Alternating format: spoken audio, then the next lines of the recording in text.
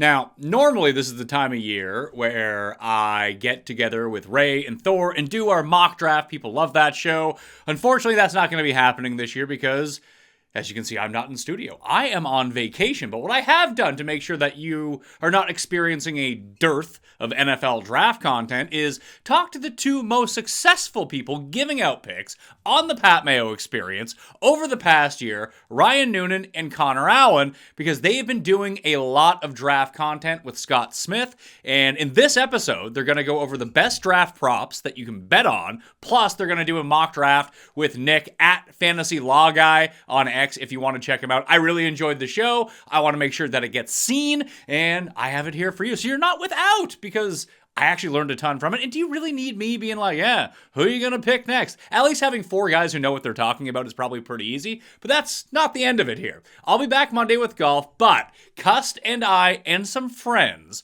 are we're working on this to do a live draft show for picks 1 to 16. The Jets pick at 16, and then we will bow out and do a little bit of a recap, but we're going to try to get as many people in as possible. So sub to Mayo Media Network, turn on your notifications. That'll be live on the YouTube channel. It'll be up on the audio feeds after. Additionally, throughout the course of this show, they're going to talk about sponsored by Substack, which it is. But if you go to 4for4.com/Mayo, you can get a big discount off of SharpStack, which is pretty expensive. But this is the best time of year to have it because you have hockey playoffs, you got baseball and basketball playoffs, basketball prints on SharpStack, by the way. And then the best thing that it has going is WNBA, and that is starting soon enough. So you're going to want to get in on SharpStack, 4for4.com/Mayo to get that discount. And there's a draft game itself. If you are better then Connor, then Noonan, then Nick, then Scott at making these picks, and better than everyone else too,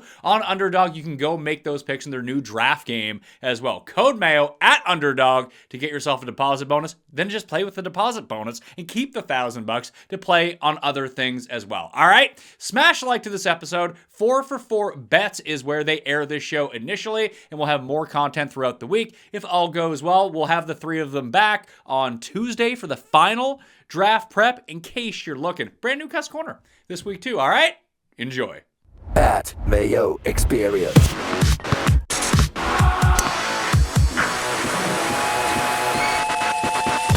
Connie, you want to tell the people what you just went live with today finally over at 4for4? Yeah, I built a NFL Draft Insider tool that essentially looks at all the different trades happening on Kalshi and Polymarket, which if you think about it are for years we've been looking at Bookmaker and different kinds of steam there. Now you can actually see the trade by trade come in. So I built a feed that you can see that. You can filter by the biggest trades in the last X amount of time, filter it by odds, player, all that stuff. And so ideally, again, this was spurred by last year. Ted McMillan dropped from 12 to 1 to even an hour before the draft on Bookmaker. And I was like, well, this is crazy. And there were still some 12 to 1s out there and some stale books. So I tailed for no other reason than a book that's taking $1,000 a click is moving. And, turns out that money matters in this stuff. So ideally you can track some of that in the prediction market stuff. I tweeted out the link and maybe we'll share it today from time to time if there's something applicable, but I think it's a pretty cool tool. Yeah. Head over to Connor Allen NFL on Twitter. You can find that.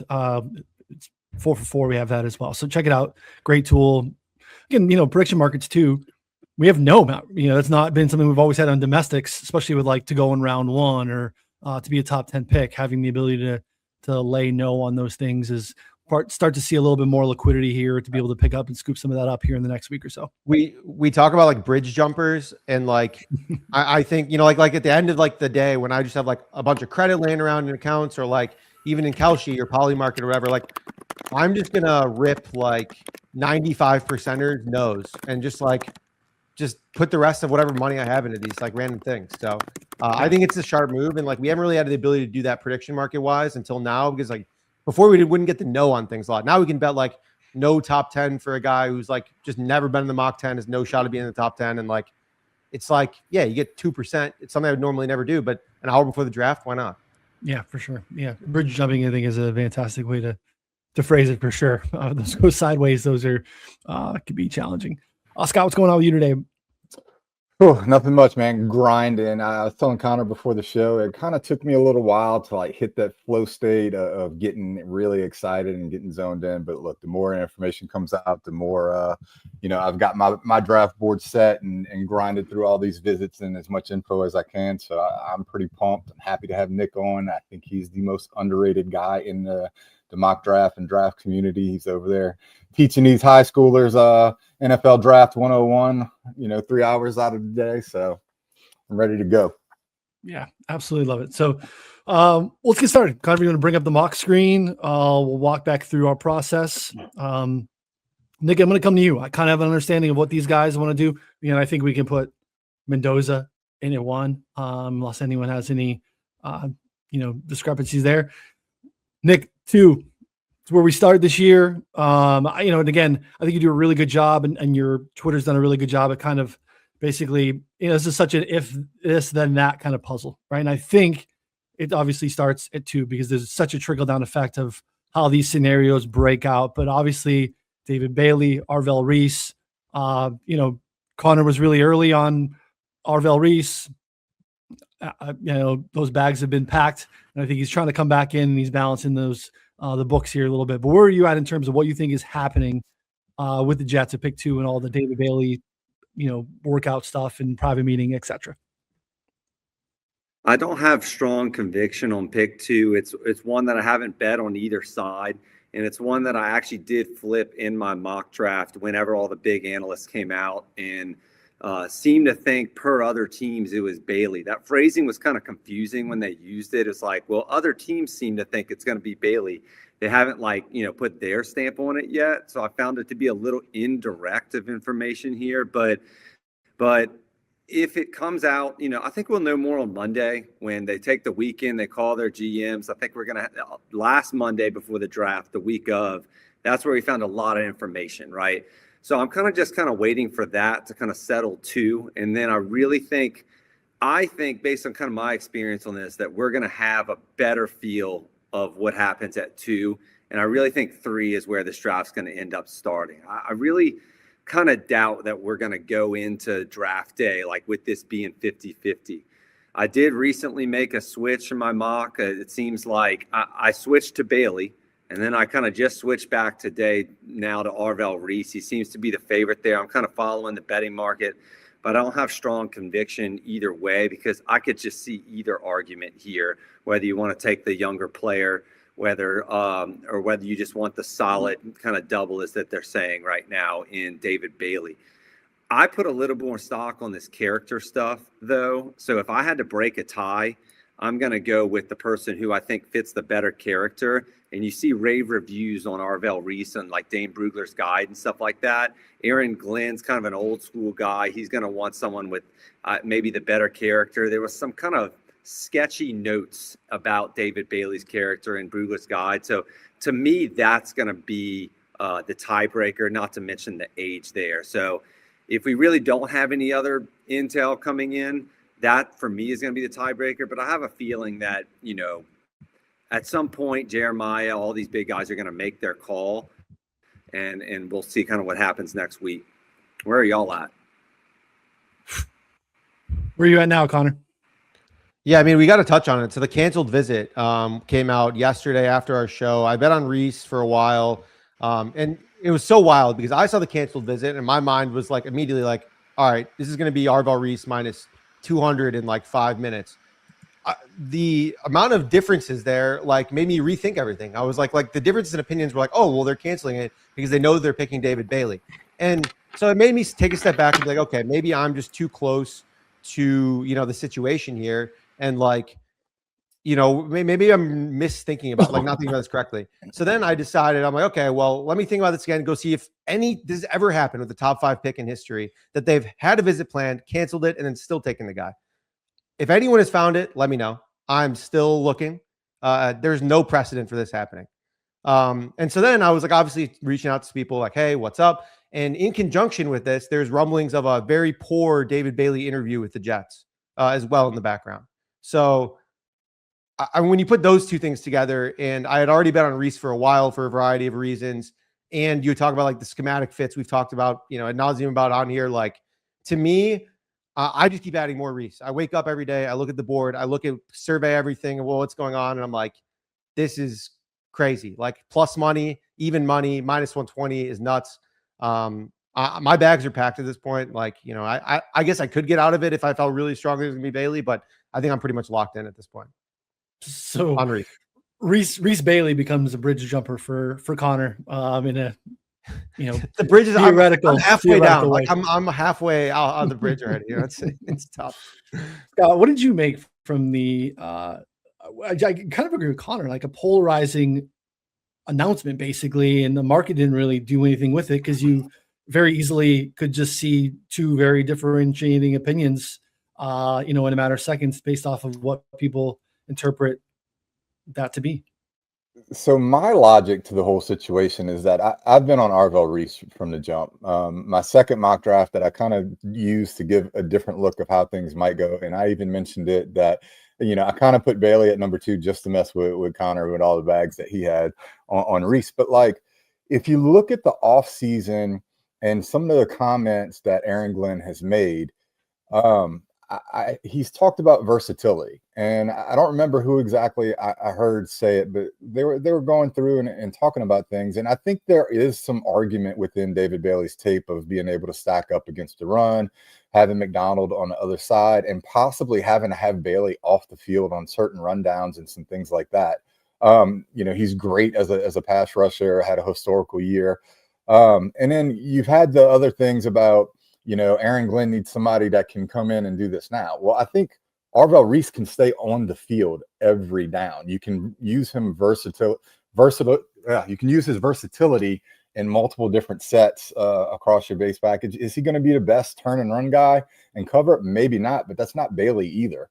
I look at it and I just think with what I've heard Glenn say, and, you know, especially during the draft, is it a situation where the Bailey information was coming out in case you have a team like Arizona that is really high on Bailey and maybe wanted to move up to where the Jets can get an extra pick to move down one spot and still get their guy in Arvell Reese? There's things like that happen all the time during draft season. I feel a little bit more strongly towards the Arvell Reese side of things, that he's going to be the pick, and that's probably who I'm going to have in my mock draft. I just think you kind of hit the perfect momentum of McShay and Schrager and Daniel Jeremiah all coming out on the side of Bailey at 2 based upon some things they heard. And I think that just swung things so far in Bailey's direction where you never really had a strong confirmation from Jets, especially with all of the local beat reporters that cover the Jets strongly on the Reese side. So I tend to think it's Reese, especially with this issue of the visit getting canceled. And that's kind of where I'll probably be when it comes next Thursday. And McShay and Jeremiah are already backtracking. McShay today on the show said, right now, like I texted my guy over the weekend after the canceled visit. He said, yes, we canceled the visit. And then he's like, well, what's up? What's the deal? And he didn't answer. Like, I mean, this is, you know, clear sign. McShay's already like, all right, I'm spooked. Daniel Jeremiah is like, I lean Bailey, but I don't know anymore, basically. So after coming out and be like, it's Bailey, and everything got aggregated and it blew up, and the odds went from Arvell Reese minus 200 to David Bailey minus whatever 170 or whatever at one point. I mean, we're back down to even. I think this is going to go one direction. If it doesn't, we're going to get close odds, I think, up until the end, and it's going to be a sweaty Thursday. It already is going to be a sweaty Thursday, but you know, I'm just going to keep adding. And right now we're sitting at Arvell Reese minus 130 and David Bailey plus 115. Yep. All right. So before we move on to the mock section, I want to kind of tackle this collectively because, Nick, I want to see where you're at in terms of the impact of what happens at 2 and how that's actually going to impact your pick at 3. Because I think based off of what we've done together collectively, the 3 of us prior to having you on today, is we've all kind of landed on, we had 2 as a different bet, and then, you know, like, but whoever's left over goes 3 to the Cardinals. Now, again, the Cardinals are a team that have a lot of needs. Offensive lineman's been rumored there. That would make a ton of sense there as well. You know, right tackle in particular. Are you impacted by what happens at 2 with 3, or are you landing at 3 wherever you are, regardless of what happens to the Jets at 2? Starting something new is terrifying. I remember right before launching this show thinking, what if no one listens? What if it completely flops? And that's something that has persisted every time that I hit record and go to edit a show, even as I'm recording this right now. It never goes away. But taking that leap ended up being one of the best decisions I ever made. And honestly, having something like Shopify back then would have made it a whole lot easier. Shopify is the commerce platform behind millions of businesses. Whether you're just getting started or scaling up, you can build a clean, professional store with ready-to-use templates that actually match your brand. No coding headaches. And it's not just a storefront. Shopify's got built-in AI tools to help write product descriptions, improve your pages, even upgrade your images. Plus, you can run email and social campaigns right from the platform like you've got a full marketing team behind you. That would have been great like 15 years ago, not gonna lie to you. Best part, everything lives in one place. Inventory, payments, analytics, so you're not juggling 5 different tools to run your business. It's time to turn those what ifs into with Shopify today. Sign up for your $1 per month trial at shopify.com/Pat Mayo. Go to shopify.com/Pat Mayo. That's shopify.com/Pat Mayo. The change of seasons always gets me locked into that mode where I want to clean everything up, completely locked in, house, schedule, all of it. And this year, I realized my finances actually needed that same reset. Let Monarch do your financial spring cleaning for you. One dashboard that gets your entire financial life organized. No more clutter, no more mess, no more scattered logins, just accounts, investments, properties, and more. All in one place. Get your first year of Monarch for half off, just $50 with promo code Pat Mayo.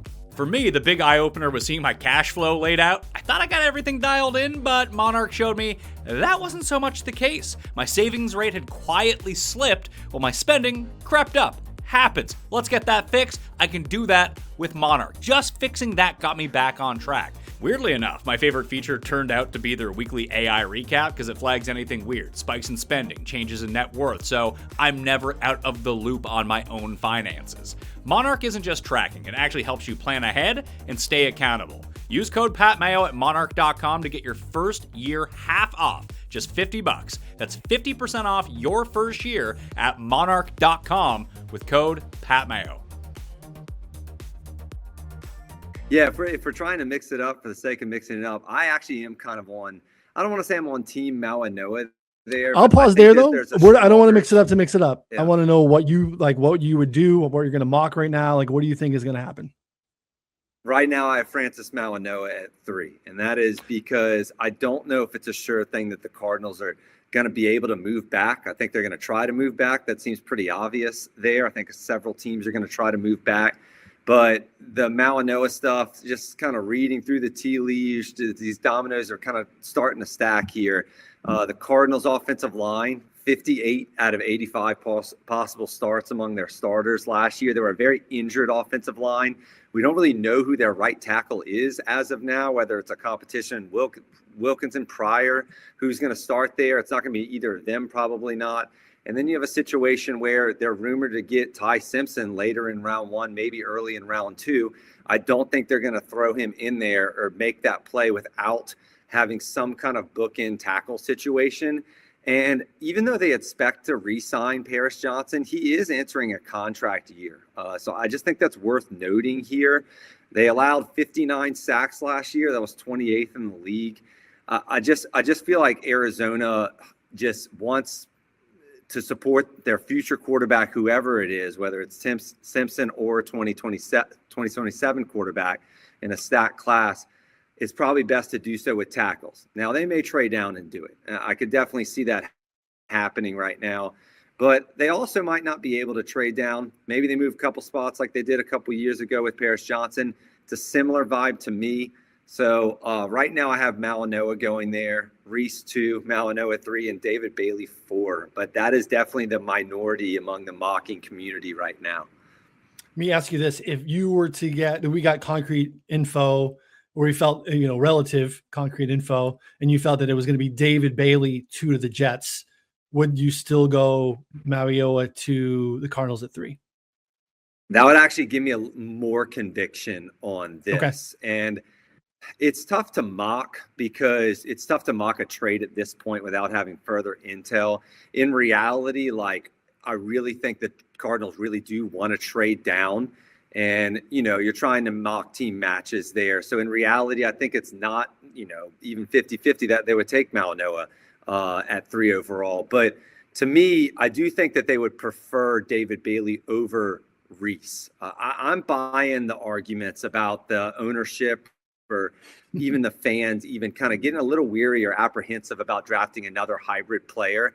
And I actually don't even care that much whether it's a good argument or not. I just think it's something that probably comes up in the scouting room, and it's something that gives a little bit of trepidation, a little bit of hesitation there because of all their kind of past failures at that kind of thing. At the end of the day, I think they just want a safe pick here. Malinois has had one top 30 visit throughout the entire process without despite a back issue, which is very, very, very rare. Like, usually you're using top 30 visits on things like back issues to check up. To me, it screams that, I don't know, like Arizona is just really interested in him, and no other team's really making movements there. Yeah, this is an interesting spot there. Connor, are you locked in, still thinking 2-3? Anything Nick had there, put Mayo on your radar there for the Cardinals? I don't know where you're at with that. I think it could easily be Malinois. I have way less conviction there at 3. I think I'm probably going to have Bailey there. But I think it could easily be Malinois. Could definitely flip before Thursday. And I think, because we're talking about this, I think that, I don't know if we want to, get into 4, but I do think that it's the Titans would take one of Reese or Bailey if they're still there, or Love if they're not there. So it's kind of like interesting. I feel more strongly about that than 3. I have no idea at 3. Like, I'm just like, because I do think they want to trade back, like you said, because thinking about this today, if they trade back, right, they can get the ammo to trade up for Ty Simpson, and it's like basically, a wash, right? Like, they can get more ammo there to like end up making it like and getting the player they wanted at 3, which is Franz Malinois, and get their quarterback. So I think that makes sense. But the question is, who trades up? So, yeah, Scott, you got some ideas? So look, I think I kind of look at Cardinals, and I think it's Monty Ossenfort's last stand. And I look at it, and I think he does want to move down. The 2 teams that I think would move up would be New Orleans and Kansas City. I think you have Kansas City, if they're really serious about wanting a defensive end edge rusher that they're serious about, they have 2 picks that they can move up if they have a strong reservation about Bailey versus a guy like Ruben Bain going down. Now the Saints, when it comes down to it, I just think Mickey Loomis he's not been scared to trade up. He's not been scared to mortgage future picks for next year's draft to do so. I think when you look at the defense and how Staley has been successful, he needs an explosive edge rusher. I think if it comes down to it right now and the Saints stay at 8, I would tend to lean a little bit more towards Tyson over Bain. But if they have an opportunity to get one of these guys, I think the Saints are going to value Reese a little bit more over Bailey. I think the Saints will at least make a phone call to explore the option and see what it's going to cost to get there. And then it also puts those 2 teams at 8 and 9 to allow the Cardinals to move down and still be within range to possibly grab Malinois if he is their guy, or Spencer Fano. But I think when it comes to Ossenfort, I think he's looking to still grab the right tackle, recoup some extra draft capital, and I think right now the Cardinals make the most sense to the team that I think would be targeted in on a Ty Simpson. Yeah, and to Scott's Dallas point, feels like a team in that mix too. Yeah, and to Scott's point, I don't think there's a lot of they could actually get Malinois at 9. There's not a lot of teams that seem to be in competition. You're looking at the Titans are probably not going to take one. It seems like it seems like the Giants are moving in a direction where they're not going offensive line. The Browns may take one. Like that seems obvious there. I doubt the Commanders do. I doubt the Saints do. And then there's the other one right there. So if they like Fano and Malinois, it looks like 9's a very attractive spot. And whereas, like Ryan just mentioned, Dallas, there's a big difference between 9 and 12 if they move to Dallas and they can't get those 2 first-round picks. And the big difference is Miami at 11, right? Because Miami's going to take the other one. If Malinois or Fano is on the board, I personally think that those are going to be at the top of their board at that point. So if you can move to 9, you're way more likely to still be able to get Fano or Malinois who can slide in immediately. Yeah, that's the problem with what the exercise is. There's so many singular triggers that, change player and position, right? It's like, it's not just a 1-for-1. Oh, easy cross off this guy and we just go next in line of the position. There are definitely going to be teams that have sizable teardrops, and it's like, well, no, I'd much rather prefer the top of the wide receiver pile than what's available, at old lineman 2 or 3, and that's tricky. So, all right, we'll keep the train moving. For the sake of what we're doing here, let's pop in a pick for the Jets at 2. I think we're good with Arvell Reese. I'm not taking other answers right now. So for the next week, Totally good with it. Unless you hear otherwise, I'm locking in Arvell. 3. What do we want to do here? I guess this was like we talked about it. I'm fine either way. I'm probably going to have Bailey, but I think Francis is very much live, and it makes the mock, at least for 4, 5, 6, look a bit different and terrifying a little bit. To be honest, like it gets real tricky. And if that's the one thing I would say is that this pick is very important, and I think when we start talking about Tennessee, the way my board is set up for Tennessee right now, I would have them selecting David Bailey over Jeremiah Love. I don't know so much that Arvell Reese, they've had multiple visits with Arvell Reese and David Bailey, but I tend to think that Tennessee would value Bailey a little bit higher for what they want to run. And I have Bailey right now going to the Cardinals because I think they may have trouble finding that trade partner. They may have to come off of what has traditionally been the trade value for this pick for teams moving up. So I think they'll have to not necessarily take pennies on a dollar, but have to discount what they get in return. But, I have Bailey. And if Bailey is not there, that's the pick for me for Tennessee. If Bailey goes at 3, then I think it's Jeremiah Love for Tennessee. I agree. I echo that sentiment. So how do we want to make this pick? We want to just like coin flip or vote on it? I don't know. I mean, it seems like I think us 3 are on probably Bailey here for 3. And it seems like Nick is on Malinois.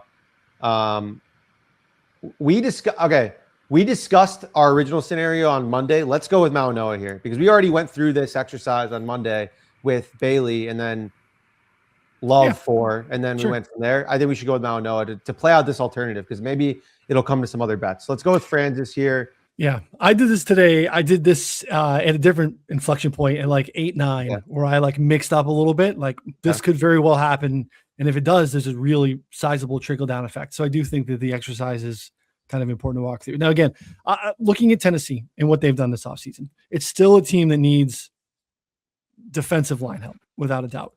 They have spent, and through the trade market and in free agency, a lot of offseason resources already on the defensive line.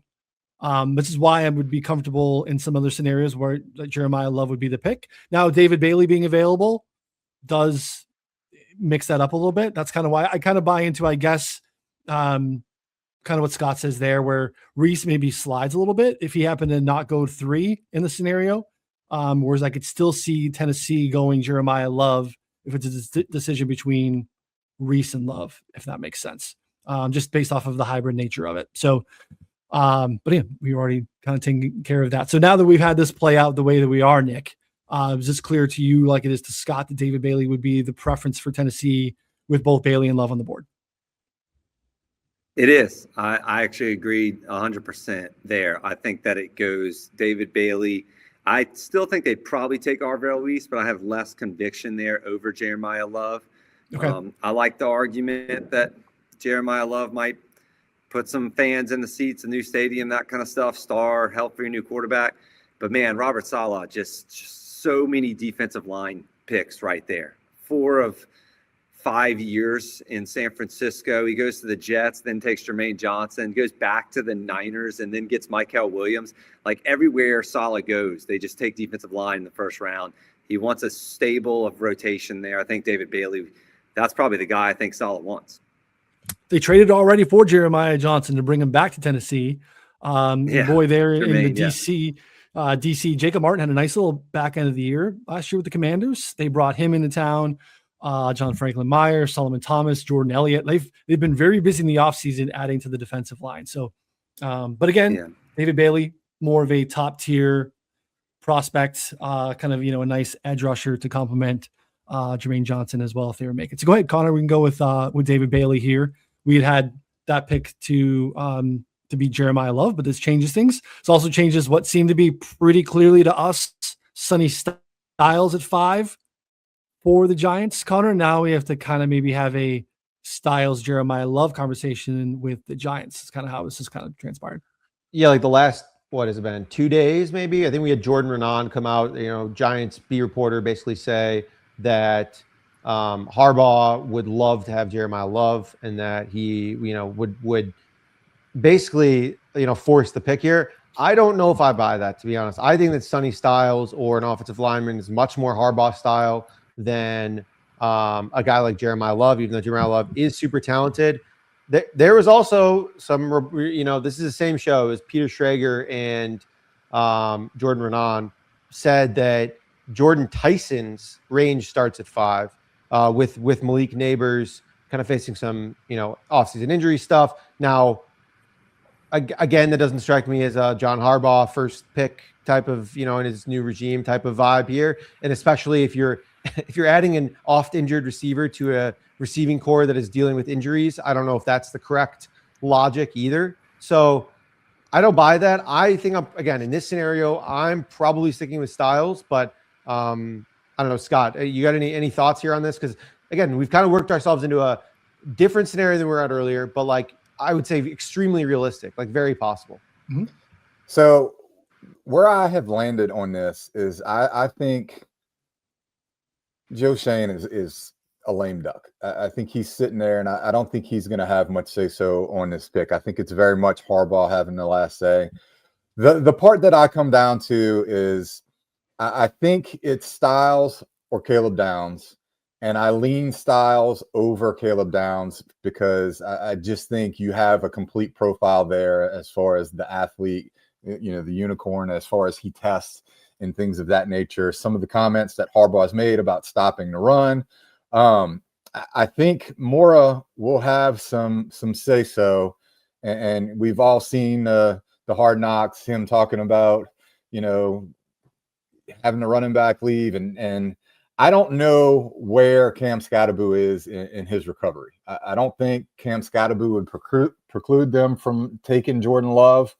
But, man, I just have a hard time when you start to listen to, all the evaluators break down the talent in this and talk about the few elite guys that they have. So it's either Love or Styles to me. I tend to lean towards Styles in this scenario. I think, the Cowboys are a team that's looking to move up. I don't have the Cowboys in, wanting to move up all the way to 3 under any of these scenarios, just because, the information people that I've talked to that are familiar with the Cowboys think that they do not want to give up that pick 20. I think that's what they would have to do to move all the way up to 3. I think, they're in play here at 6 or, depending upon who the Giants take, I think it would be Styles. But I think they're going to have a hard time passing up on Love. But I lean Styles and Caleb Downs. Yeah, I'm looking at the roster.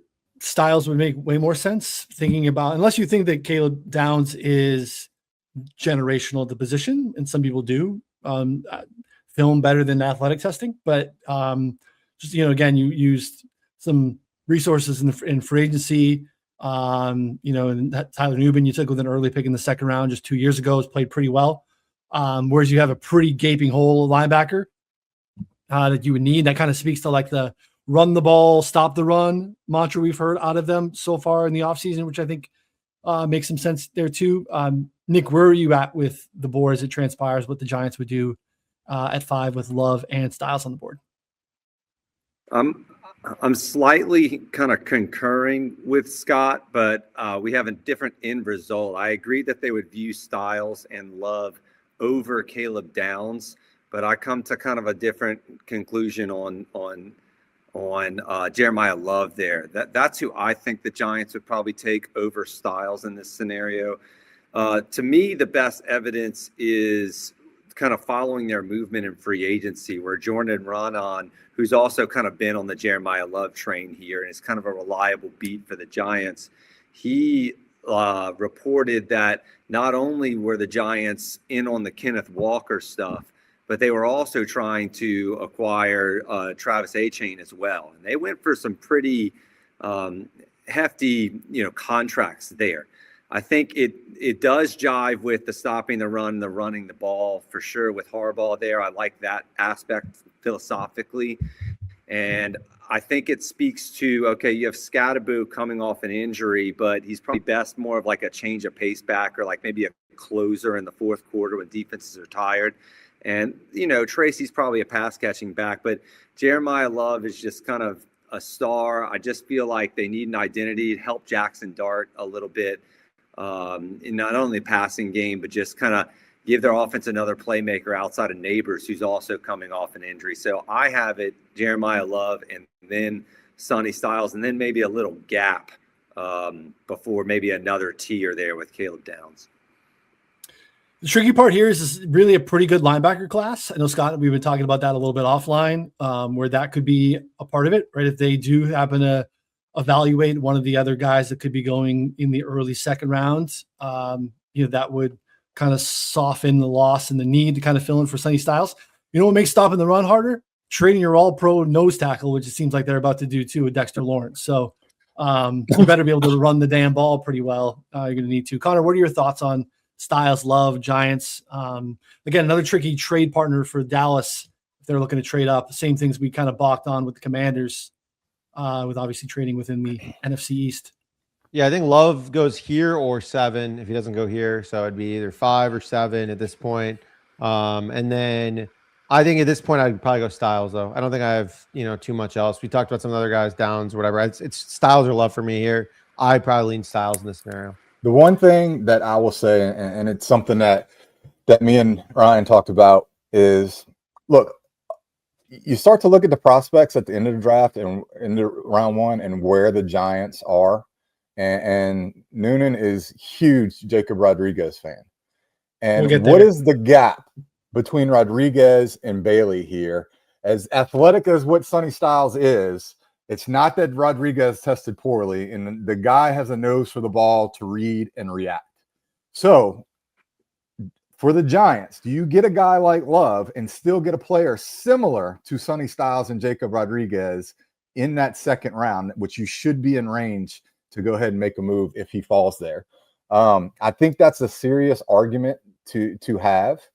And, I say we go with Love here just to see how this, we've had Styles like mocked here to the Giants. I think there's a good argument to go both ways. And in the back of my head, it's John Mara, just bitching about losing Saquon and not having him in the back of my head. Exactly. That ends up coming to me. So I say we're given a little bit of a different look that's still realistic here. You've got some of the beat reporters. I say we go with Love. All right, I'm fine with that. I will say it's kind of like the 1v1 of or 2v2 of would you rather have Sonny Styles and maybe like a Jadarian Price or whatever the backup, or Rodriguez and Jeremiah Love? I know where Noonan leans. Yeah, I want Love and Rodriguez. I think Price is an absolute dog, so I like him, but I get it. Let's go with Love. And then on to pick 6. Pick 6, interesting, because I think we both, whoever was not the pick there, I think we all think maybe is the pick 7. Last time we did a trade here with Dallas, which I think makes a ton of sense. Digging around, it seems like there's a lot of Cleveland love for Spencer Fanu. Now, I don't know that they stick a pick at 6, but Cardinal Tate's available here as well. Again, we've kind of all talked through a few of these scenarios. So, Nick, I want to give you the floor first on Cleveland at 6. Any trade scenarios, or again, considering where the board's at now, what do they do? I think if Malinois is there, I expect him to be the pick at 6 if he's available. I've also seen the Fano buzz here in Cleveland. I don't know how credible it is, and I think It might be. I could see him making a lot of sense there. Seems like the buzz for Cleveland is, instead of going wide receiver Carnell Tate and then taking a tackle like Lomu at 24, it seems like it's like, okay, tackle is just more pressing, I guess, right now. We're trying to complete this offensive line job. So let's just take the best tackle here. But I go back and forward on this pick all the time. I think Carnell Tate, local product. You have a passing head coach now with Todd Monken coming there. He's going to want to air it out. Their receivers are Jerry Jeudy and Cedric Tillman. Tillman's even in a contract year. Isaiah Bond. I know it's a vacancy at left tackle too, but I think it's just kind of which one do you address now? Which one do you maybe address later or even in round 2? Right today, my lean is Tate, but I've had Fano there for a while, and I could have Mawanoa too. Scott, where are you at with this? Look, I'm looking at my draft board right now, and I have the number one thing on the Browns list is to trade down. I think the Cowboys would love to move up here to number 6, specifically for Sonny Styles. I think talking to the Cowboy sources that I have, he is one of the players that they covet the most. I don't think that the Cowboys would trade up for Caleb Downs. I think the Cowboys are content sticking at 12 and seeing if, a Reuben Bain or Caleb Downs would drop down to them, or even a Mansour Delane. I do, however, think Sonny Styles is a key target to go ahead and move up here to get.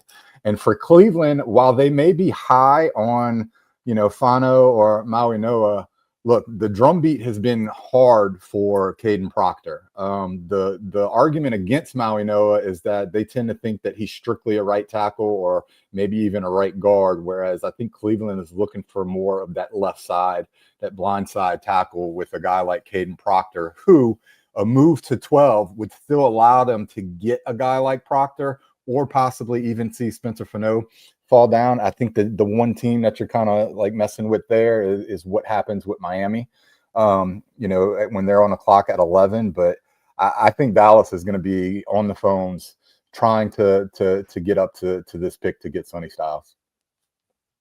Connor's got the Kalshi board up because Styles at 6, intuitively, it's probably not a popular click because Cleveland owns the 6th pick. They don't necessarily need a running mate for Carson Schlesinger. So it'd be fantastic. It'd be a lot of fun, but not a need for Cleveland. Look, trading at 15 cents or so on Sonny Styles.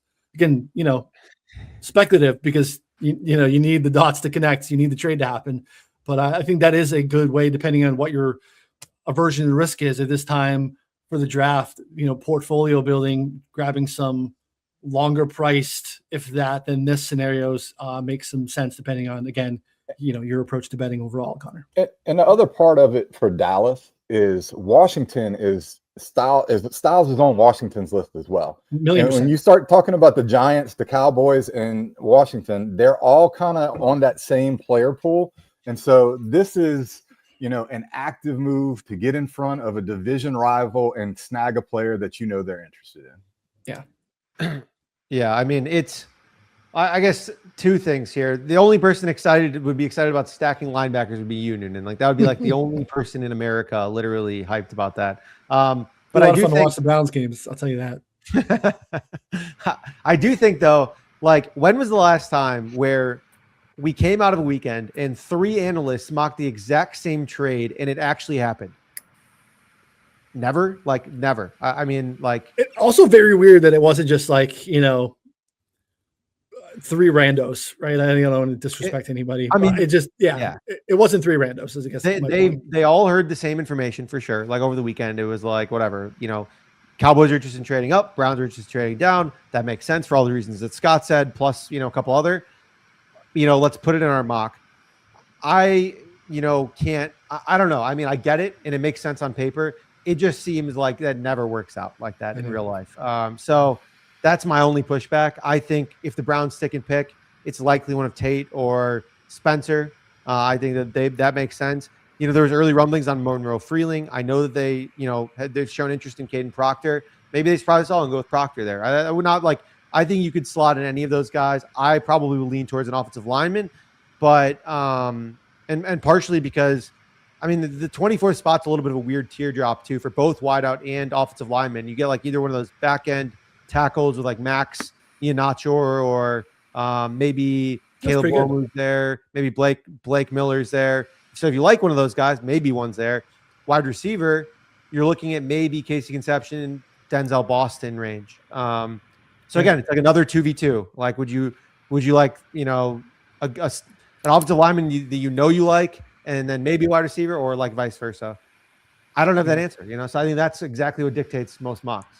I agree, and I think that's why it's, you know, I feel more comfortable making that tackle selection in a scenario where there's the trade down. But you're right.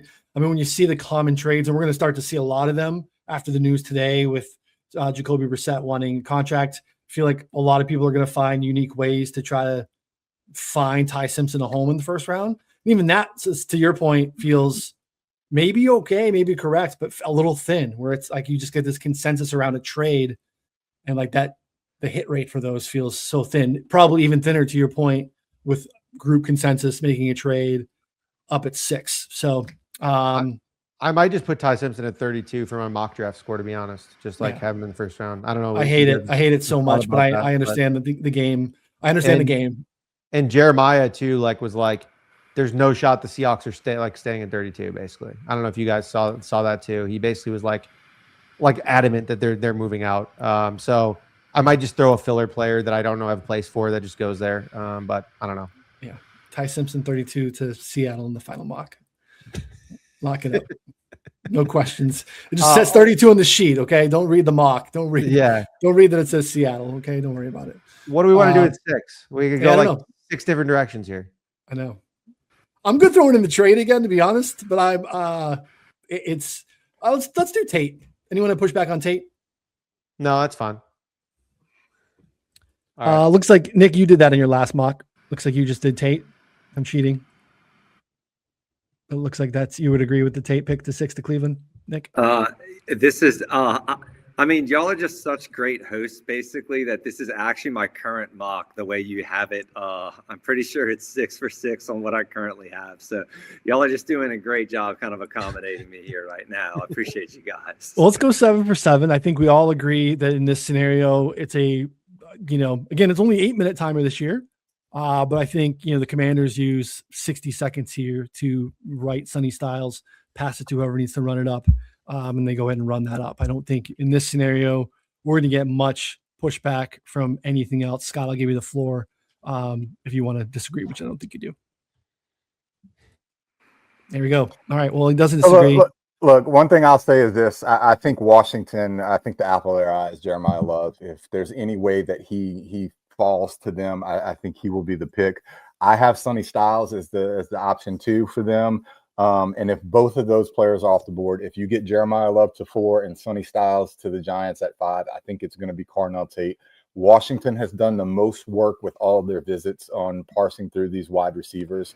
The information that has come out here over the last few days from Adam Peters is that he does not expect them to trade down to try to acquire more draft picks because they need an elite player. So I expect them to stick and pick here. I think the worst case scenario you have for them is if Jeremiah Love, Sonny Styles, and Carnell Tate are all off the board. I don't necessarily think that Caleb Downs is a team that's as high on Caleb Downs as what some other teams may be, mainly due to the incomplete profile. Adam Peters is at the top of the list as far as drafting high RAS guys. So I'm fine with Sonny Styles here. And I just think that those other 2 guys that we talk about, Jeremiah Love, Sonny Styles, and Carnell Tate, it's going to be one of those 3 guys. If there's any pushback there, I want to see Leo Chanel with, a ton of snaps, but if Sonny Styles has to come in and, take his reps, I mean, Commanders get pretty interesting defensively with Sonny Styles there right away. So you can lock that one in, Connor. Yeah, I mean, so if Tate's there, would you if Tate was there, would you think that they would take Tate? Oh, over anyone else? Like, assume Styles goes at 5, or I don't know. Would you take Tate? You think, or no? No, I think I would still go ahead and take Sonny Styles. I think they want to get a weapon, for Jaden Daniels, but they've done some work on some other wide receivers in this draft that I think they'll have access to in that third round. All right. Well, we'll keep it with you, Scott. You've been, I know, plugged in locally with trying to get as much info out of the Saints, talking about them earlier as a viable trade-up candidate, the way this board's fallen for them. A couple of names I know that they're very interested in. We have obviously the Jordan Tyson workout stuff today as we tape here on a Friday. Definitely in consideration there. Ruben Bain. We talked about Mansour Delane being an option for them as well. With the board as is, what do you think the Saints would do at 8?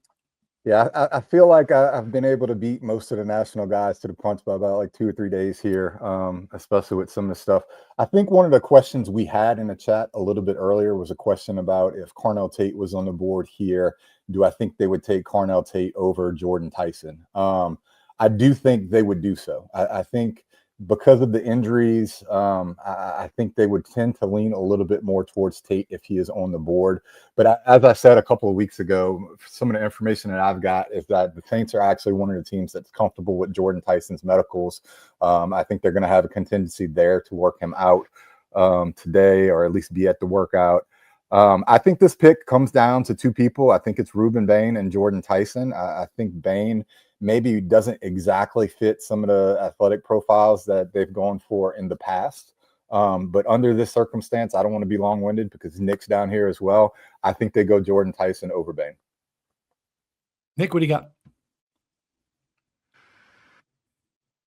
That's what I have too as well. It seems like, and yeah, you're right, Scott. I mean, you were a couple of days ahead of this curve here. Nick Underhill, reliable beat for the Saints, supported all of these things. I agree that the Saints, I would be very hard pressed to think that the Saints don't like Carnell Tate, like Ohio State product. It's a big position and need. I think if you're down to Tyson and Bain like we are here, I would do the tiebreaker, not just because of Bain's character stuff and not even because of the arm length. I just think at the end of the day, you need to support Tyler Shuck, right? Right now, the Saints' number 2 receiver is Devon Vele. And a lot of people are assuming just because Olave had a breakout year that he's there, he's set. First, he's in a contract year. They're going to have to pay him big. But secondly, one more concussion, and he's out for significant time. Like, he even spoke last year about retiring. And I'm glad he was able to stay healthy, and I'm glad that's kind of at least put to bed for now. But I just don't think it's as that receiver group, I don't think it's as rock solid as, and it's not, right? Tipton or Austin is wide receiver 3. They really struggle with drops and that kind of stuff. You got to see if Tyler Shuck they know he's good, but you got to see if he is great. Like, he's going to build a franchise. And the way you do that is by supporting him with a strong cast there. So tiebreaker, I would say, goes to kind of supporting your quarterback here that you're building around. So that's why I would lean toward Tyson there. Connor, this is the example I was touching on earlier, just in the instance of, because I agree, the stuff I've been doing the last few mocks has been Tyson 8 off of Scott's stuff and just kind of locking that in. Messing around with a Ruben Bain situation at 8 to see how that trickled, down to the rest of the board. And it gets pretty sloppy with some, things you want to do next to 9 with the Chiefs. But where are you at currently, Connor, with the, I guess, Tyson Bain discussion? Or is there anyone else you think is in the mix?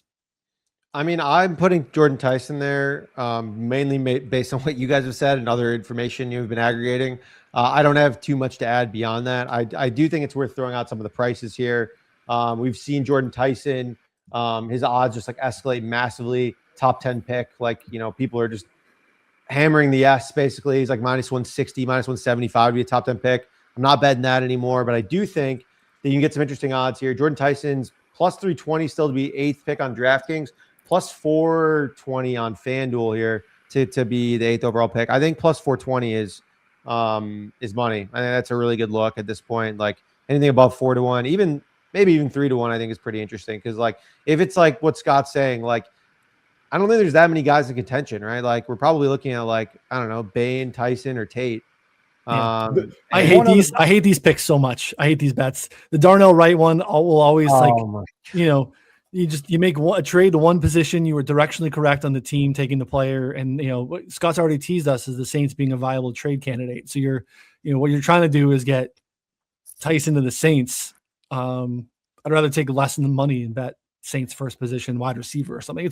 I don't currently see on the board, but maybe it's let's say, is that out there? I mean, those things are top 10 pick is minus 160. I like that's moved so much in 3 that's days. crazy about it. I think at this point, I think it was 260 last time we did the show, which is 2 days ago. So I mean, it's been steaming up. Scott, what do you got?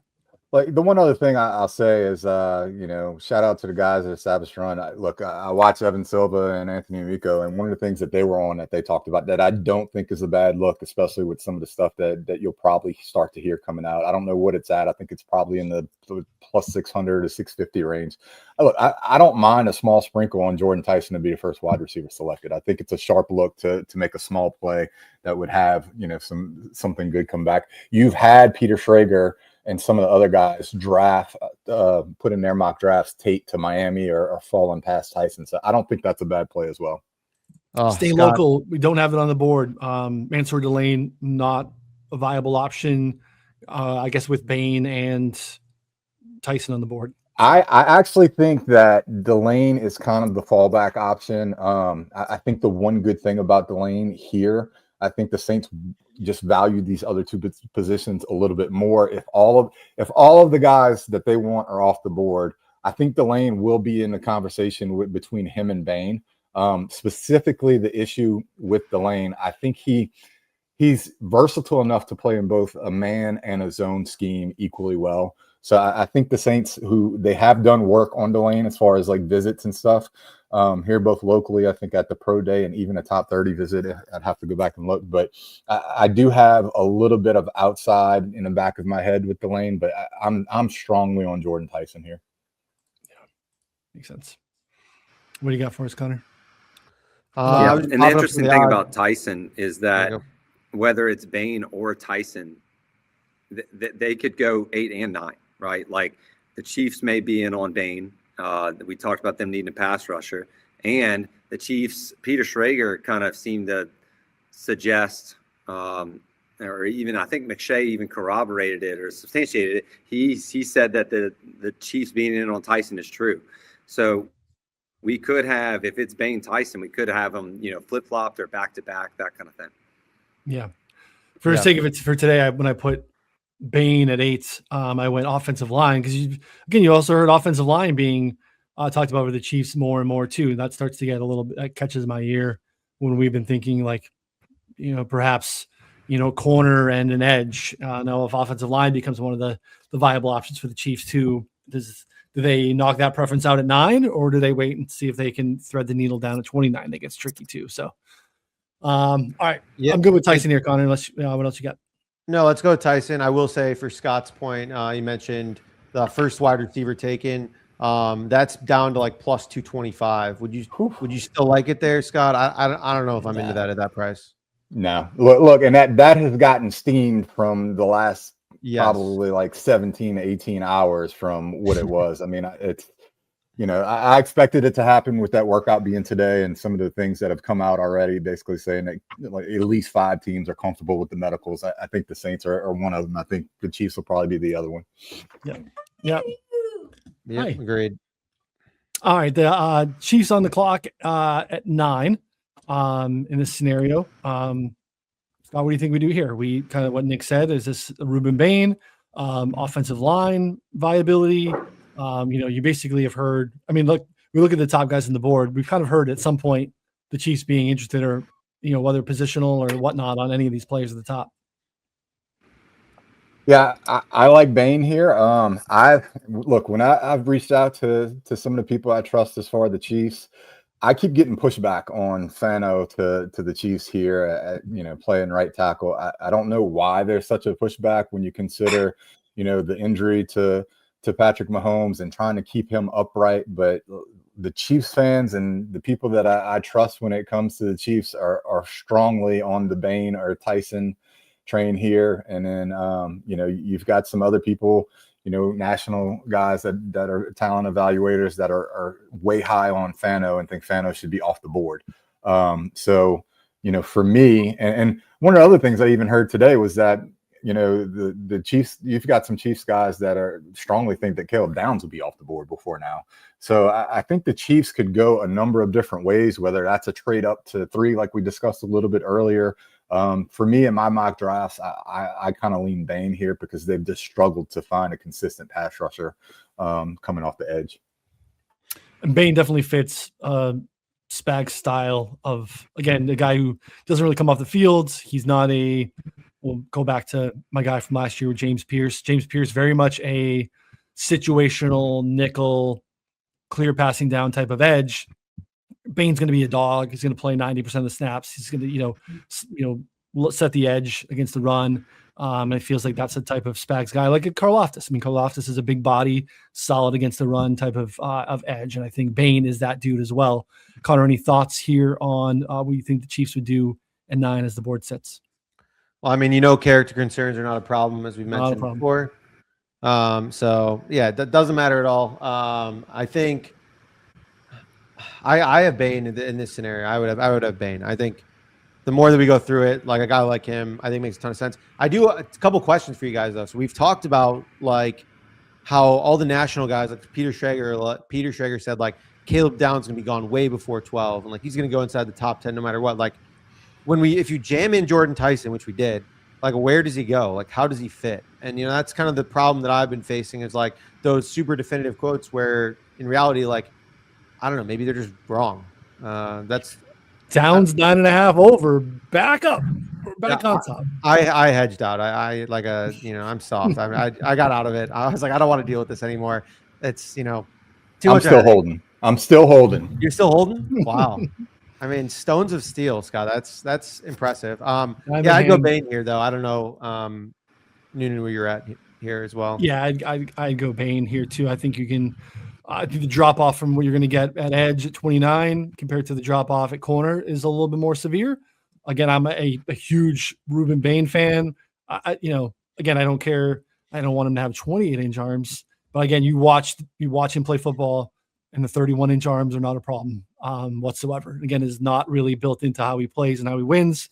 Pop him next to Chris Jones, who they love to kick outside. They love to mix and match. I just think that it's a ability for them to really add to the overall talents and, grab a guy like that who should not be a Kansas City Chief based off of, the trajectory of where the Chiefs are and where they'll probably be in the next 5 years again. So Bain for me, without a doubt. Sweet. Also, we got a question real quick. I guess we can talk about it with the Dolphins pick, the first O-line stuff, because that's like probably the next O-line, I guess. Yeah, I mean, I played around some stuff too. Like, again, if you don't go Maui Noah to 3, like again, Scott's pushing back and hearing this pushback on Fanu, like this is the path I think to Fanu being first offensive lineman is Chiefs 9, and and the Cardinals do something different at 3. That's my opinion. I think they would appreciate the flexibility for him to be able to kick inside or outside, depending on whatever their need is for him. I think sometimes we look at like some of these things like tweener, whether it's Reese or is this guy a tackle or a guard, as like a negative thing. And I think that the NFL doesn't always, some teams in particular, don't look at it as a negative. It just gives them flexibility to look at how the board can fall next year, or look how free agency falls, or here's a guy that we developed that is a better left tackle, and now I'm fine with moving you into to guard. So I don't necessarily see those things as a downfall. I think we're kind of evolving in terms of versatility being better than these tweeners, and I don't know where he's going to play. I think teams have evolved a little bit. It's interesting because on Bookmaker, Franz Mano is like minus 345. DraftKings FanDuel is closer to like minus 200. Again, this is one of the sharper books, takes more action. So I don't know. I would lean that way. I did take some Spencer first O-line, like a really small amount for like 5-1 way back. I don't think anyone else is really Proctor is like a long shot sprinkle. I don't really know if anyone else really has a chance. I love when you go first name. Spencer. Yeah, it was Francis and Spencer and Francis. I mean, we're on a first name basis. It's like You haven't dropped a lot of Monroe. I want some Monroe later when we get there. Monroe. Yeah, I'm a big Max guy. You big Max? No, you went full on. You took you took his last name. Well, sometimes I'm feeling ambitious. I'm ready to go into the last name. All right. Well, we'll get your thoughts on Monroe soon. So I'm there too. I think again, let's lock in Ruben Bain, and then we'll go Nick. Are we still holding the line? No, we went off the board, Nick. We ruined the perfect mock for you because you did not have Ruben Bain 9 to the Chiefs. What did you do for the Chiefs? You did go Spencer Fano, so he did go Fano here, though he would blow up my first offensive lineman picked selection because he did go Francis at 3. So, but I'll give it to you. And to Nick. be honest, You can talk about that and then tell us about 10 for the Bengals. Yeah, to keep it short about the offensive line, I kind of ended up contradicting my own bets, or hedging, if you will, because I thought Fano, I think Connor said it earlier. I think I saw it at 6-1 a couple weeks ago, and I was like, gosh, I think it's closer to 50-50 that which one goes up. It was right after this back issue kind of came up for Malinois, and I was like, yeah, let me go hit Fano as first OL, like in case this back thing pops up. And the same thing like you kind of saw with Jermod McCoy, you just never know how these medicals are going to pan out. So I thought it was a good value. And then now, actually, this morning, I took Malinois 3 overall. And at that point, it was plus 750, I think, on Score/ESPN, or formerly known as ESPN Bet. But I think it's dropped down a little to maybe it's, what is it now? I think 650 now. It's still a long shot, like we talked about at 3, but I kind of even canceled out my own bet, if you will, but just different times, I guess. But as far as the Chiefs go, Scott kind of has convinced me maybe I should alter the mock to Ruben Bain at Scott if he's hearing negative things with his Chiefs connects here. But to me, the Fano logic there was first, you have the connection with Andy Reid and the Utah head coach. Are going to get extra intel there. And it sounds like this extra intel could be persuasive intel, because everything you read on the Brugler Beast about Fano is just like lights out in terms of character about this guy. Like, this guy's like one of the best guys in the draft, leader, all of the above, just every intangible, team captain, et cetera, et cetera. You have the Andy Reid's history with the trenches there. I definitely have seen the pushback that Scott's been talking about among Chiefs fans on Spencer Fano. But I think from a mocking strategy perspective, I think 9 is an interesting spot with him, because if you are like Scott and you think the Chiefs could trade with the Cardinals, well, then the Cardinals would be having pick 9, and you wouldn't get the team match right, but you might get the if the Cardinals end up taking Fano there at 9, you might get, the slot right and that kind of stuff. So I think strategically he should go around pick 9. So that was one reason I mocked him there. But I could definitely see Ruben Bain or Fano there. All right, everyone, grab a snack, grab a drink of water. We're through 9 picks. It's been an hour. Okay, so we're not going anywhere. Just to make sure everyone's carbo loads. Hit the bathroom if you're listening. Pause. We're in for the long haul. So this is my kind of show. He has to leave. Gonna go pick up the kids or whatever. We're in it. But hopefully this is really insightful for we're trying to give you all the scenarios and all the things that like Connor said. We're trying to empty the notebooks today as much as we possibly can. 10 to the Bengals. Fascinating. I think we know they have to make a selection defensively. Probably make a selection in the secondary defensively. Safety 1, Caleb Downs.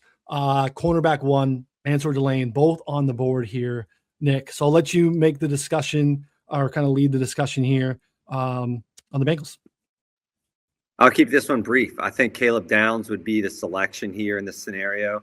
There's I did make, since it's kind of a betting show as well, not just kind of the mock, but I did throw some I sprinkled some 18-1 Thieneman here based on kind of Joe Goodberry's, I don't want to say recommendation, that's words in his mouth, but based on his ranking, I guess, on his Bengals board. Joe Goodberry's been one of the most reliable guys to kind of follow from a mocking perspective about what the Bengals do.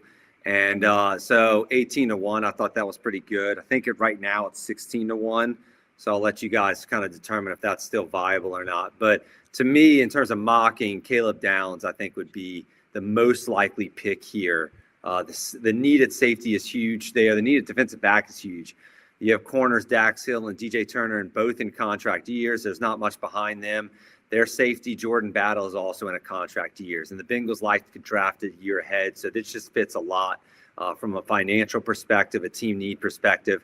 And yeah, Caleb Downs is a good player. They need some leadership on that atrocious defense. Connor, where are you at the Bengals? See, I thought it would be between Delane and Downs, but Joe Goodberry knows ball.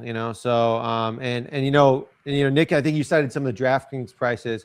FanDuel's got a 27-1 out there still right now on Thieneman 10. I just bet it for the max, which was $30, but that's fine. That's okay. Which it's probably even less for some other accounts depending on which account you're using. So yeah, I mean, I think it's fine. I think it's interesting. I haven't dug too deep into that. I would probably lean towards Downs or Delane here, but I mean, Thieneman's a fun one. I don't know if that's, I think it's kind of a more fun long shot to bet than actually mock, in my opinion. But I mean, hey, I don't think that's a bad take. Scott, before you run with this, again, this is where like sometimes I'll say my ball knowing gets in the way or it's a help. I'm not quite sure. But I look at this Bengals roster and I look at kind of how it's positioned, and especially like if I go with the safety room in particular. They signed Brian Cook as a free agent safety from the Chiefs, more of a deep, you're going to run cover one. He's more of like a free safety. They have Jordan Battle. They also signed Kyle Duggar. Again, both of those guys they're like the same guy. They're essentially a third linebacker box safety guy. And to me, that's what Thieneman is, right? Like, I think Thieneman could probably play a little bit more. We've talked offline about this. I think that Thieneman is probably more team specific, scheme specific than Caleb Downs, who can play a little bit of all of it. Going Thieneman when you have Duggar and Battle, even in contract years, feels a little redundant to me. When I look at your cornerback room, Dax Hill has played nickel before for them and played actually okay. Last year, they had to force him to the outside. So grabbing Mansour Delane allows you to move Dax Hill into nickel and bridge the gap with your perimeter corner opposite of DJ Turner, who's pretty good. So to me, I look at the roster, and I don't know again if the team's doing it this way, and they're probably thinking more contractually in years down the road. But I love the shifting of how things work by them going Mansour Delane, because again, you solve kind of two things at once. You get, I think, an upgrade at nickel. And I'm okay with you kind of deciding if you want to go with Battle or Duggar in camp to play opposite of Cook, where that gets really convoluted if you draft Caleb Downs. Maybe Caleb Downs has to take nickel snaps, and then you're still keeping Dax Hill on the outside. So that to me is why I would be Delane on this board. So Scott, what do you think? Look, I've been very torn with this pick because if you trust the national media guys that are talking to the scouts, the coaches, and the GMs, like this is Caleb Downs' floor from what they say. And if people are considering him at 5 and this is his floor, then that's what's been tugging at me for him to be a Bengal. The flip side of that is I've leaned Mansour Delane because I think everything that you just pointed out shifts the defense and puts the Bengals into a stronger position as far as what they are on that back end. You've got some other safeties in this draft class that have been kind of moving up and getting some buzz there in the second round that I think would maybe be an option for the Bengals. But I just think when you start talking about switching everybody around and where Mansour Delane falls in, and then the gap that you're going to have between Mansour Delane and the next cornerback to come off the board is a huge gap for me compared to where you're at with safety. I tend to lean like the same way that you do with a little bit more towards Mansour Delane, but this is a very close call for me. I could see it going either way. I don't have as strong of a feeling as I do on some of the other picks. So I'm comfortable with either one, but I tend to lean a little bit more towards Mansour Delane. Yeah. Connor, where are you at with the Bengals? Yeah, I mean, y'all been nice enough. Y'all can go with either here. You can go with Scott. I actually think the next – Scott, I mean, do you think the Miami Dolphins would take the next – would take the other one? Actually, I think – here we still have Fano on the board. I think Fano would slide right into Miami. Oh, yeah. And I think it's Dallas right. that's really, really sitting on their hands here with this pick, wanting to take whichever other player doesn't go. And I think this is a situation for Dallas that they would be happy with. And I'll kind of hit on Dallas once we get on there with some of the information that I've got as far as their picks. But it'll be an hour and a half from now, people. Yeah. Look, I'm comfortable going Delane, and it'll roll it right into these next two picks. Yeah, I think we go Delane. Also, Scott, I think I've just made a decision for myself that I am not considering the Caleb Downs lock to go top 10 Schrager stuff anymore because fuck him. Like you can't listen to everything and value everything. It's like when you zoom out, it's such a vague thing and not like specific at all. Like unless he's talking to a team in the top 10, like how do they know? So what you're telling me is you manscaped and now that stubble's growing back on your cojones. Exactly. Yep. 100%. I'm back. I'm locked in. So let's go Delane here. I think that makes Noonan's ball knowing makes a ton of sense. I'm not signed in to make, prizes here, underdog. We love you guys, but not signed in. So I think Delane's the right move. Noonan, that was some great, ball knowing here. And 11, I think Scott brought up a good point, right? Fano. I mean, Spencer is, I bet him, I said in their chat, he was 22-1 when it opened this morning on FanDuel. Still, I think you can get 6-1, 7-1. If he's there, some people were like, if he's there, he's the pick. That was like, what I heard from the people reporting that. So I think, Scott, you alluded to the same thing. Yeah, I just think that this pick would have come down to Fano or Mansour Delane. I think with Delane off the board, I don't think that the Dolphins are going to have as much of a glaring want for Caleb Downs as what maybe some other teams would. And I think Fano would be the pick. Yeah, again, we touched on this a little bit the last time. Nicola, you add anything you have here too? Again, we try a new decision-making tree in Miami with Packers ties, versatile Raz athletes in the trenches. I just been the Packers in the first round for a decade. That would always make it really tricky for me to go Downs or Delane here. So I think Fanu is all that perfectly to a T. So pretty clearly for me there. But Nick, what do you have anything here on Miami?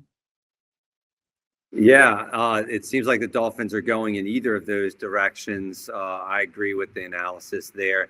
A couple quotes here. It says the whole back end is competing for their jobs. So I'm going to do everything in my power. If there's a defensive back available who's a stud, I'm going to go get them. That's on the DB side. But then on the offensive line side of the argument, which is the direction we're going here, it's he says, yeah, I like some pieces along the offensive line, left tackle and center. I think there's going to be competition elsewhere. So that's the GM saying basically 3 spots along the offensive line are up for grabs. And Fano's he's known for his versatility. So I like that a lot. And he fits the threshold. So both of them make a lot of sense. We can go with Fano. It is unquestionably the worst secondary in the league. There is not a strong NFL caliber starter in the group right now. I kind of like Jason Marshall coming out last year. He did get hurt. But again, the 5th round pick, not a lot of capital. It's a pretty bad. I mean, it's bad. So again, even it's grabbing Mansour Delane. It's like a, Band-Aid on a leg that needs to be amputated. It's pretty bad. He's still going to struggle, let's take the year, solidify the trenches. Let's get good somewhere, and then we'll figure out the rest later. And I do like some, to Scott's point, that there's some interesting safety pieces that are available later that could be, kind of worth it for them in day 2. Pretty easy Caleb Downs click here. Scott, what do you think? Yeah, I think so. Look, I harped about them trading up if Sonny Styles was on the board. I think that, that would be the pick. Look, under this circumstance, I think they're happy with Caleb Downs coming in here. I reached out to a few people I trust for Cowboys, and another draft person that we talk with a lot is over at DraftPlex, Jason Pruitt. He's a huge Cowboys fan. He's in that market, and he tends to think that this would be the case as well. I've reached out to him and a few other people that gave me some pushback on the Dylan Thieneman rumors that we've had here. Specifically, I just don't know that he would fit what the Cowboys want to do. I think they would be much happier with Caleb Downs in this scenario. And look, the way I have everything set up, it's trade up for David Bailey or Arvell Reese or Sonny Styles. Caleb Downs and Ruben Bain are the 2 people that I think that if they stay packed, they're hoping one of those guys to fall down to them, and Caleb Downs does here. The other piece of it is I just do not believe that the Cowboys want to come off that pick 20. I think they want to keep both first-round picks, and I think they think that they can add a starter here with that 2nd pick that's going to make a big impact on their team in 2026, 2027. Completely agree. Any pushback on Caleb Downs? We can maybe skip. We got some chalk here, I think, coming up for a couple of picks. Caleb Downs makes sense. We had a shift last time because we had a trade and then we had Mekhi Lemon off the board. So I think we went KC Concepcion to kind of mix it up, which is, provocative. But now we see her, Connor. So I like the Concepcion just visually, in that bone white uniform, flanked out with, his 3 receiver sets there. That'd be a lot of fun. But I think Mekhi Lemon's a damn good football player. And it just sometimes the chalk does make sense. Yeah. I mean, he's good. And Puka's offseason was a disaster. Devontae Adams is old. They need more juice. They need a guy who's going to come in and contribute right away. They're still in a win now window. Mekhi Lemon gives them that to be like, I don't know. I mean, 600, 700 yards right off the rip as a rookie would not be that surprising. Maybe a couple touchdowns. So maybe more if Devontae is hurt or Puka, I don't know, decides to pledge allegiance to, like some crazy group of individuals like he has been, over online. So it's a wild time right now. So I think we're looking at Lemon here, or if they like someone else, maybe, but I think Lemon's the pick. Now, Nick, I'm cheating again. I'm just seeing the numbers. I'm not seeing actually the, teams or trades or anything, but I see a different name next to 13 on your recent mock. Unless our friend is updating the sheet incorrectly, which is possible. But I'll let you take the floor on 13 if you want to mix it up. I think for the purposes of this mock, we should stick with Lemon because he's the favorite there. I do think that there's a little thing that's giving me a little bit of pause here. And the other day, someone on Twitter actually put me on a mock that Jordan Rodriguez, who covers the Rams very, very well, known to be one of the best beat writers. She mocked Freeling to the Rams. And I tend to follow her word a lot on the Rams, along with like Schrager, of course. But to me, the caveat, though, and the reason why we should probably go with Lemon here is I think Lemon was off the board in that mock. But I found it very interesting that she went with Freeling. It kind of, the reasoning behind it just kind of made me feel like she knew something. And maybe it's nothing. Maybe I'm overthinking it. But I think this pick needs to help Stafford and help him win a Super Bowl. And I kind of dug into it a little to see if there was like some, validity to it. And I kind of noticed that their offensive line, their left guard, their center, and their right guard are all entering contract years. And I know Freeling's a tackle, but then just kind of bodies along the offensive line. And then I also saw that their center is 32 years old and their right guard is 31. So I could easily see Lemon, but I think offensive line might be a little sleeper there. It got to the point where I kind of checked the books and saw how long of a shot it was. All right. It does matter. I think the Lemon's off the board, but it wouldn't surprise me at all. There's also a scenario where they're free agents. This very much could just be like we're reset the whole damn thing, after Stafford walks, right? So they're kind of in this win now mode, which makes some sense. Because again, you get into Jordan Whittington and was it Katana Mumfield pretty quickly in terms of. Sorry, no shade on Mumfield. This is. I like Whittington too. I mean, he's but again, knowing that what's happened in the offseason there, I think you want to be a little bit more assured of what could happen there too. So I've seen some people talk about Sadiq there as well. Like he just is a big slot. There's so many damn tight ends. So in my mind, that's really hard. But I guess it kind of makes sense theoretically.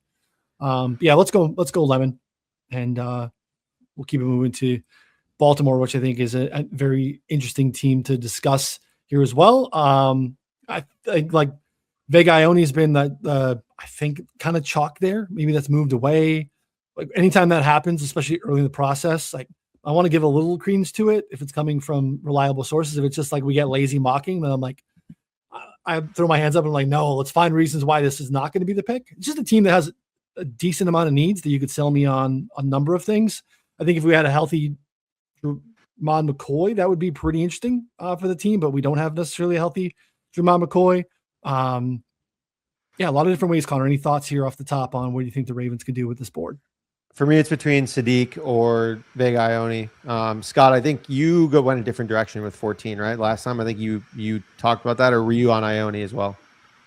No, so like my second mock draft, I kind of play around and just give things like a different look. And there was some rumors that they want to go ahead and play their safeties, Kyle Hamilton, a little bit closer and almost like a hybrid position, almost like a linebacker and kind of a joker position. And so there was some information that Thieneman could be in play there, kind of in that Eric Weddle type of position. But I generally, looking at this team, I think it's between Ione and Sadiq. I tend to lean a little bit more towards Ione because I just have a higher grade on him, and I think Baltimore always just they sit and they just get the best players that fall to them. They talk about Ione basically being the cleanest guard prospect since Quentin Nelson, and they have a need. Look, you put him next to Ronnie Stanley, and that's going to help that offensive line, help Derrick Henry in his older years, help Lamar Jackson. I just think he makes a little bit more sense than taking Sadiq. But that's the two players that I'm firmly deciding between. Nick, where are you at with Baltimore? I tend to agree offensive line more than Sadiq. I think Sadiq's fairly in play there as well as Lemon. If he actually makes it past St. Louis. Oh man, Los Angeles. But I actually tend to think that they might go a different direction on the offensive line. I think Baltimore. I'm messing up my cities here. Baltimore, I think they would prefer to draft if the grades are kind of even. I could see them taking offensive tackle like Freeling or Proctor there. Proctor, especially because of those Alabama connections there in that organization, and probably play them at guard, particularly Proctor. I could really see that happening where they play him where Ioane would be, but now they have a Ronnie Stanley potential replacement. He's 32.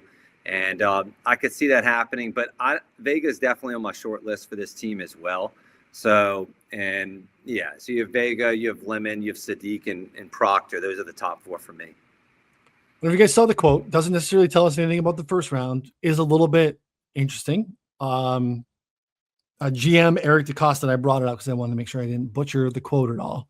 There's a strong chance that we had a couple of tight ends in this draft. Now, that doesn't have to start in day one, doesn't have to start at pick 14, but it's very much it's a position that we are looking at. We lost Isaiah Likely. We don't have, Mark Andrews, a third round pick in 2018, not old, but not young. Considering it's a position that, they like to run a lot of 12. That to me is a little bit of signal. And again, that could be, a lot of people think this is a solid tight end draft as well. So that very much could be day 2 and day 3 picks. But it's not nothing to me if you're looking to find a home for Sadiq. If you're thinking about people also thinking about like, hey, pass catcher is kind of a sneaky need for Baltimore. I kind of agree with that.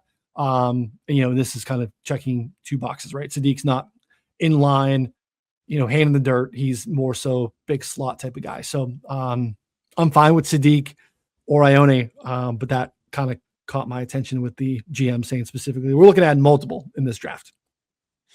I think we go with Ione. That's probably where I'm at. I went with Sadiq, and the more that I let it sit there, the more I hated it. So just doesn't.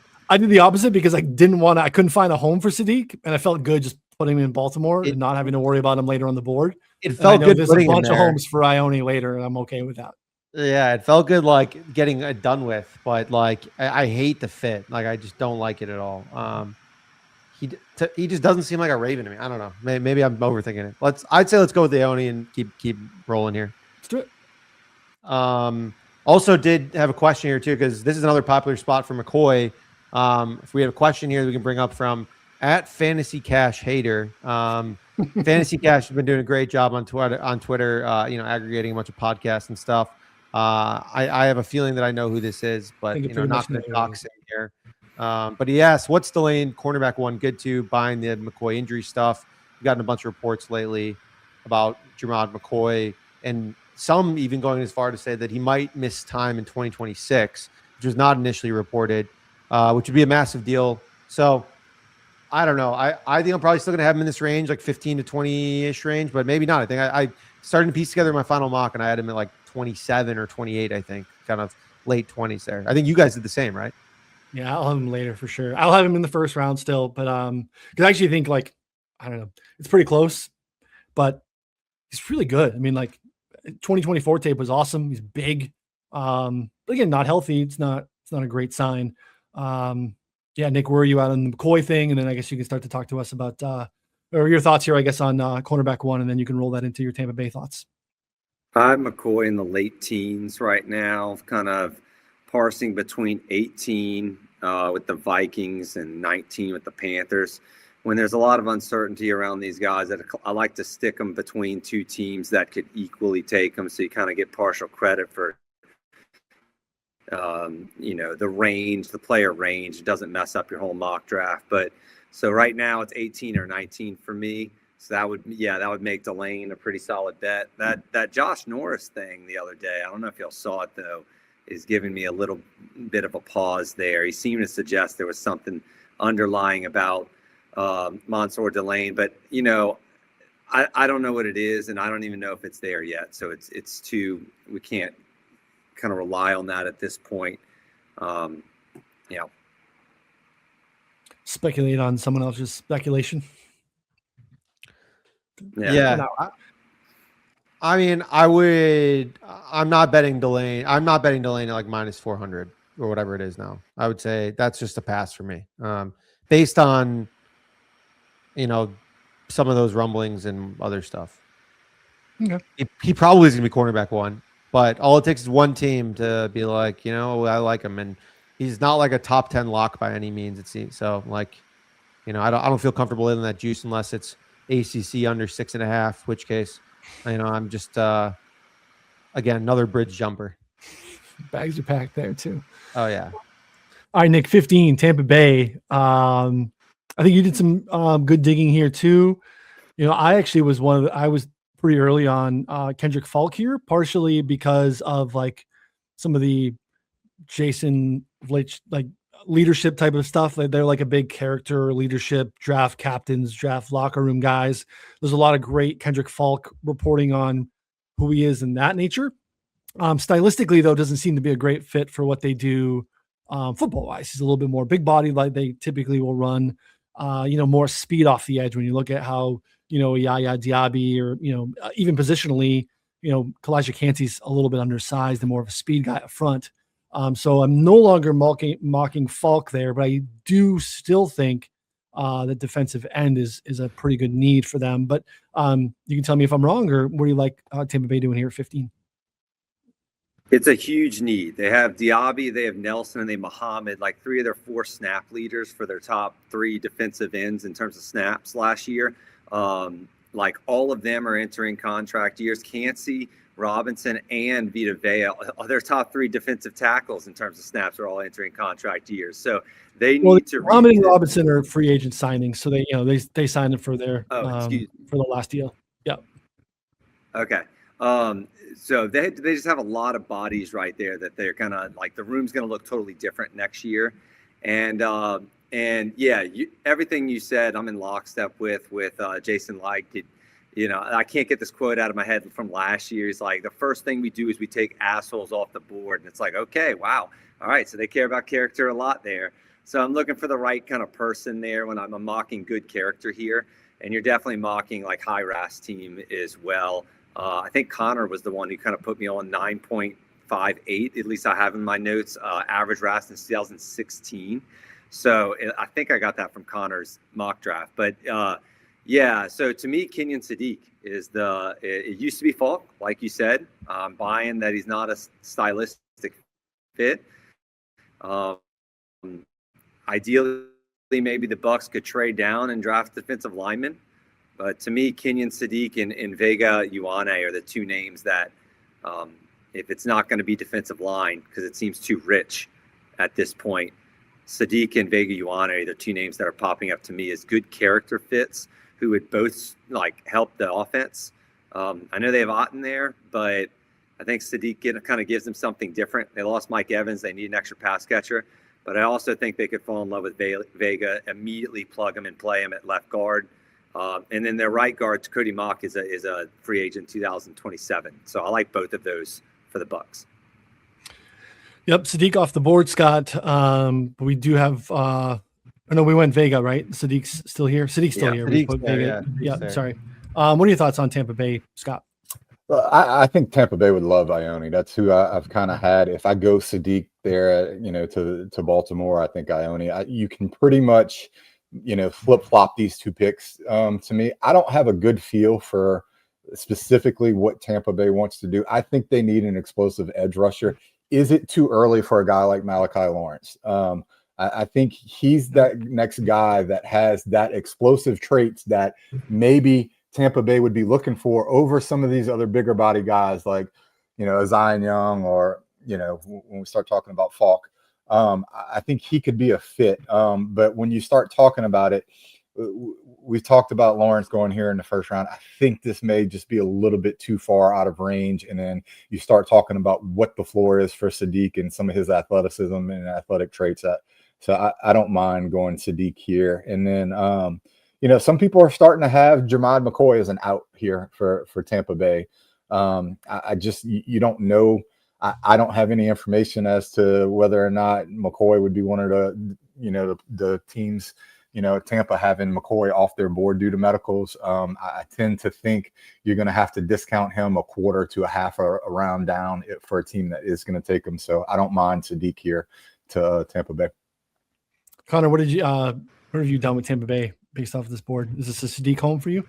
I put McCoy, I put Lawrence, and I don't like any of it. So Sadiq sounds good to me. I mean, this is not one that I have a strong lean on. There's certain teams that I feel like, and I think for the sake of time here, as we're at an hour and a half and halfway done. What? I think that we I don't know. I mean, Scott and I think Nick are significantly. They have a lot of good notes on maybe a couple other teams, and I have basically like one or two like really strong leans. I think maybe two or three. The rest of the back half here.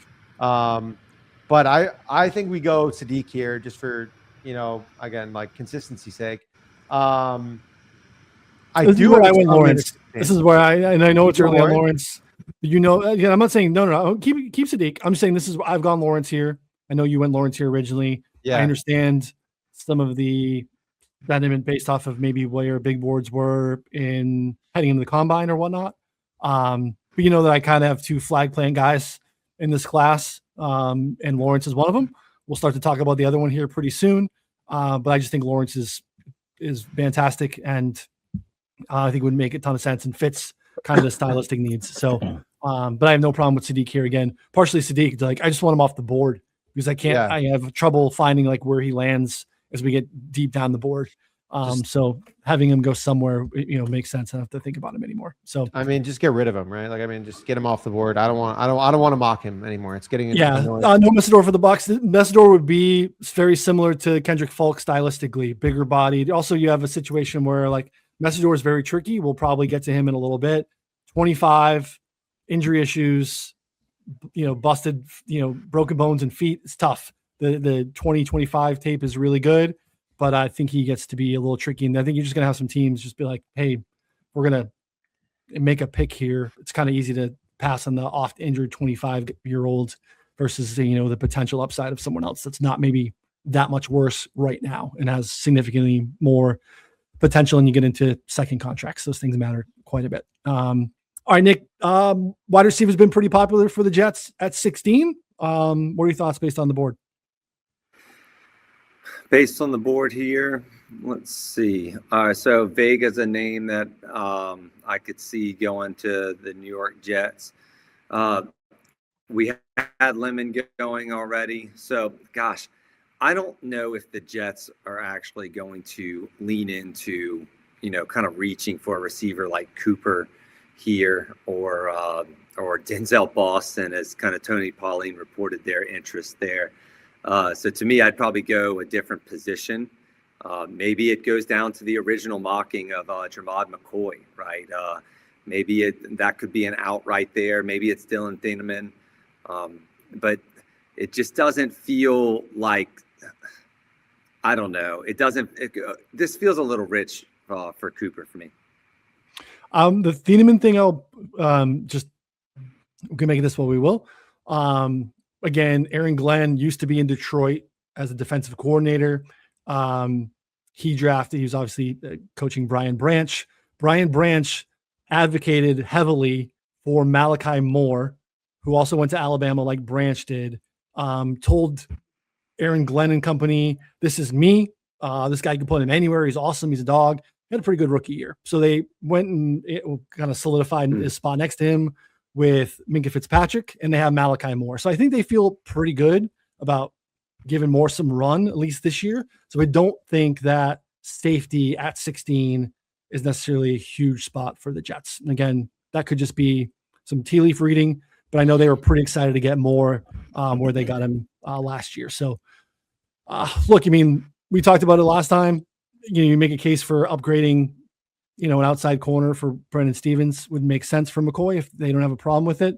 I could also see Cooper because again, look at outside of Garrett Wilson, you get into Adonai Mitchell, Isaiah Williams, Arian Smith. It's pretty ugly at wide receiver there, Connor. Any thoughts on the Jets? I'm going to throw out some sleeper names here that I think that, in my opinion, I'm going to have probably one of Colton Hood or Chris Johnson probably mocked here. They've talked a lot about, people have kind of said, like in the Schrager mock, people have been like, there's no way he's going that high. Some of the rumblings I've heard and people have been saying is like, well, it's probably one of the big three receivers or maybe some other position basically. So like, to me, that kind of crosses off Cooper 16. And I'm sure they like Omar Cooper, but I don't think they're gonna pick him at 16. So maybe they trade up for him or maybe they trade down, ended up getting him. I don't know. But for me at this point, I think they would probably take a corner. Maybe they feel comfortable with McCoy's medicals. I don't think that that's all that likely. So I'm going to go with one of Hood or Chris Johnson. Scott, what do you got?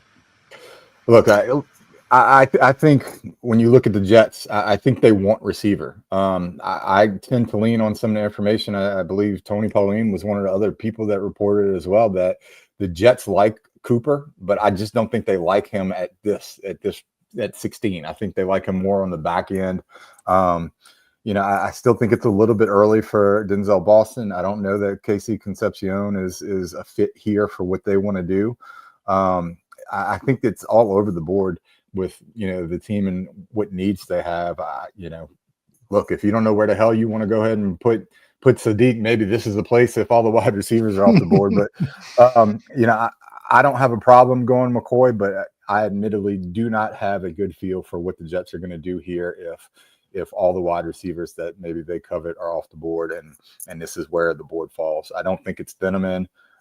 As far as like a safety, I tend to agree with you. I think they would look more towards cornerback, and Chris Johnson is a player that they have done their homework on and have had in for a top 30 visit. It's spicy, Connor. I like it. Let's go Chris Johnson. I think there's some Chris Johnson cornerback 2 buzz going. I'm okay with it. It's a big body prospect. I think they like him. He has legit outs too, by the way. That's at 0 interceptions. Sorry. Yeah. Excuse me, Kyle. That's crazy. It's impressive. I think he has legit outs at 20 and 21 too. The Steelers took a visit with him, which means that he's on their radar. I think Scott, you've mentioned some rumblings that the Cowboys could have some interest at 20, and then the Jets at 16 if they prefer Chris Johnson over Hood or McCoy is very live. And then there's a couple teams in the back end. So I don't know if I'm laying the first round price. It's gotten up to minus 180 at this point, but I kind of think that he's a pretty good bet to go in the first round, to be honest. So I don't know. Maybe if there's something a little closer to even, I'd be interested in it. Yeah. Pittsburgh would surprise me a little bit, but I don't know. I think he's definitely an ascending player. So yeah, I like it. Let's do it.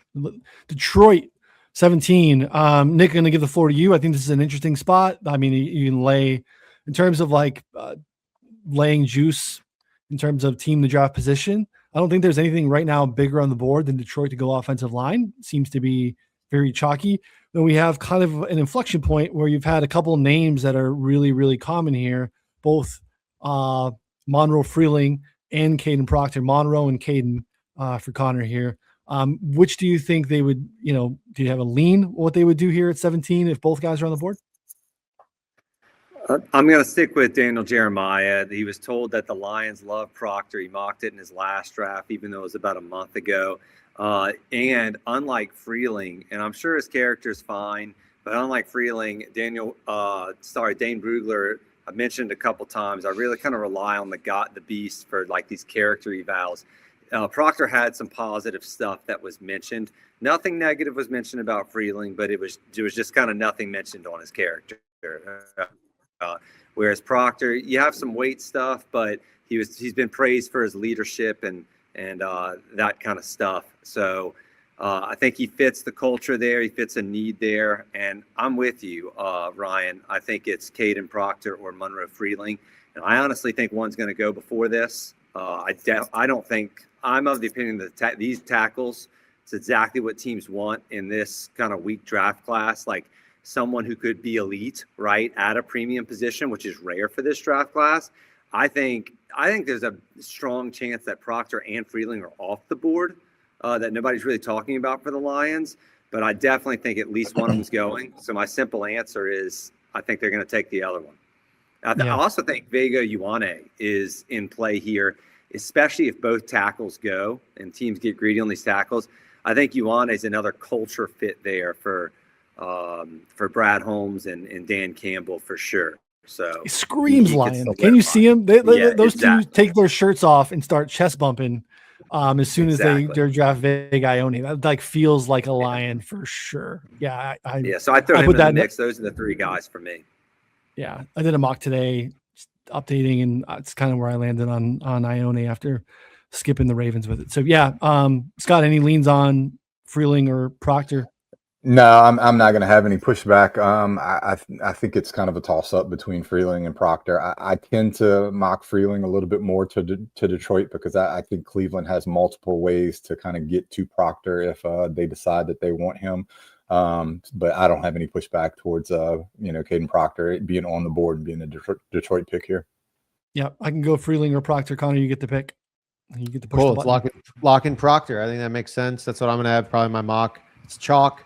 And so is the next one. I mean, I don't know. Dylan Thieneman, 18, is just like mega chalk. We have 14, 16 with Cooper, 17 with Lyons to Proctor, and 18 with Thieneman. More chalky than like pick 6 through 11. Like, how does that even make sense? I have no idea.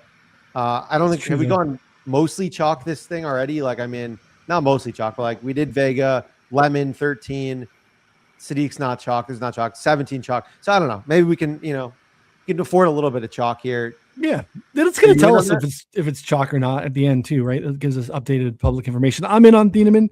I'm in on Emmanuel McNeil-Warren too, because this is a team that uses 3 safeties and they can mix them all up. And I think McNeil-Warren can play both, more free safety and box safety. Whereas I think Thieneman is, not that he can't play deep, but like he's a hybrid linebacker, run filler. You want him in the box type of dude.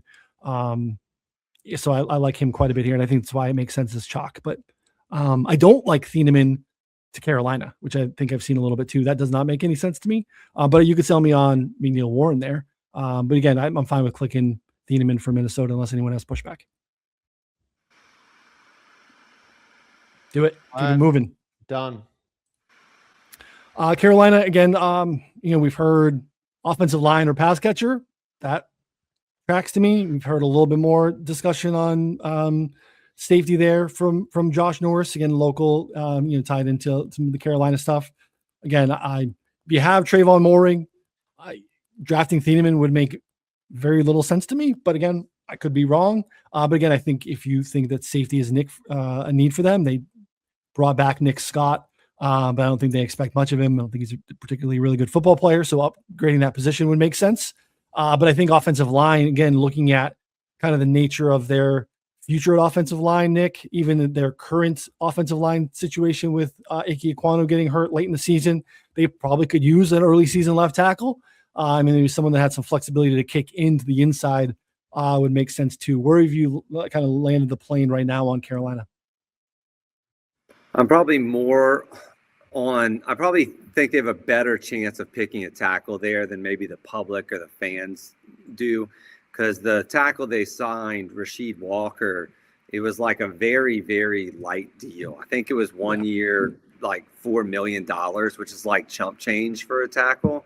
And then Icky could miss a lot of the season, right? Andy, I think he's in a contract year as well. So their left tackle is far from decided.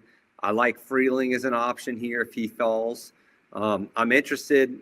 You kind of gave me your take on Thieneman not going there. But to me, if I were making this selection here, especially with Thieneman going to the Vikings, I'm going to actually stay with my current mock right now, which is Jamad McCoy to the Panthers. They met with him on a top 30 visit.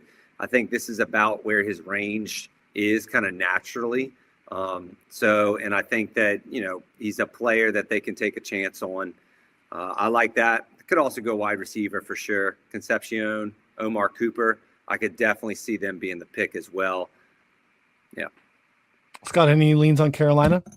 Yeah, so I tend to agree with what Nick just pointed out. I think we've had a lot of discussion about McCoy and the injury and which teams are going to feel comfortable taking him. When you start looking at his visits, Carolina is a team that has done the homework on him.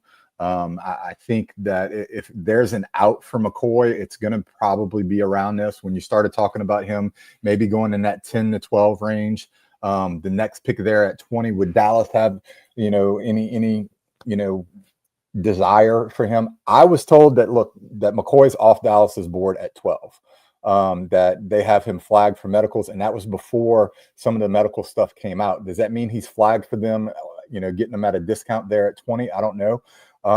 I like Freeling. He's kind of my top choice, but I think trying to connect the tea leaves and find a team that is going to be comfortable to take McCoy. Carolina is the team that's probably done the most homework on McCoy. So I like kind of drafting McCoy here and selecting him there to Carolina and getting him off the board and kind of clearing up some of the stuff here later in the draft in first round. It's interesting. I got to look into more of McCoy playing nickel because it feels like something that would probably have to be a 26 need. Because I think they're okay at perimeter corner. But it doesn't mean that he can't move out there long term. Mike Jackson, pretty good year last year. But again, they could use an upgraded nickel. So yeah, I'm open to the McCoy thing. It's not something I've explored. I would definitely go offensive line here. But Connor, I'll let you make the click. Yeah, I think Freeling. I think that makes no sense here just for the Panthers based on everything we've heard and what you guys said. If you guys are okay with that. Yep. Cool. All right, let's roll Freeling here, and then I think Scott, you can probably just take this one away here. This is Cowboys 20. Anyone here on the board? Who did we pick at 12 again? We picked. We went with Caleb Downs. Okay. Look, I think one of the players that the Cowboys are very much in on. We already went off the board there to the Jets and Chris Johnson. I think that's a player that they're very interested in. Whenever I start to look and look at what the Cowboys have done, the majority of their visits, if you go and you look at the cornerbacks that have been there, you have both combine and top 30 visits for almost all of these players: Delane, McCoy, Hood, Terrell, Chris Johnson, Cisse, D'Angelo Pons. All the guys that are there within the first 2 rounds, the Cowboys have met with at least once, most of them twice. So I think that's very much in play here. Look, the national media thinks that the Cowboys are very much in on Keldrick Falk. I've had some pushback, and some people that I trust in the industry seem to think that they may have a higher grade on another one of the defensive ends, Zion Young. I think you can go either way. So I say we go along that defensive line. Let's just go with Keldrick Falk, since you've got the Daniel Jeremiahs and Peter Schrager's of the world going in that direction, and Chris Johnson's already off the board. So one thing I will tell you is that we do have a couple of things working in Falk's favor, unless you had specifics that were not Falk. Jerry has tended to draft young guys early, and Falk is on the younger side. He also is, in terms of just his current profile, his pass rush stuff isn't great, but he's really solid against the run. Again, think about what they really were trying to do last year, and all the passive aggressive Parsons bullshit about we couldn't stop the run. Falk is kind of the opposite of that type of dude. They've kind of made some splashes with Rashawn Gary to try to grab some pass rushers. So Falk fits. I also just want to say I'm not mocking him here. This is the start of Jacob Rodriguez territory. They massively need off-ball linebacker. Texas kid, Raz kid, all of it. This is the start of LB2 Jacob Rodriguez. That's all I'm going to say. So I like Kendrick Falk here, but this is Rodriguez to start. I'm fine with Falk. I mean, Scott, you're scaring me that if you're like they like Zion Young, who's not even like a first rounder more, like that gives me caution of putting Falk here at 20. Yeah, look, I think I'm going to put Chris Johnson here, but I mean, just, when it comes down to it, like you've got there's information flowing, multiple spots. For me, I would tend to lean a little bit more towards the Kendrick Falk, even though I've had some pushback and say that they like Zion Young more.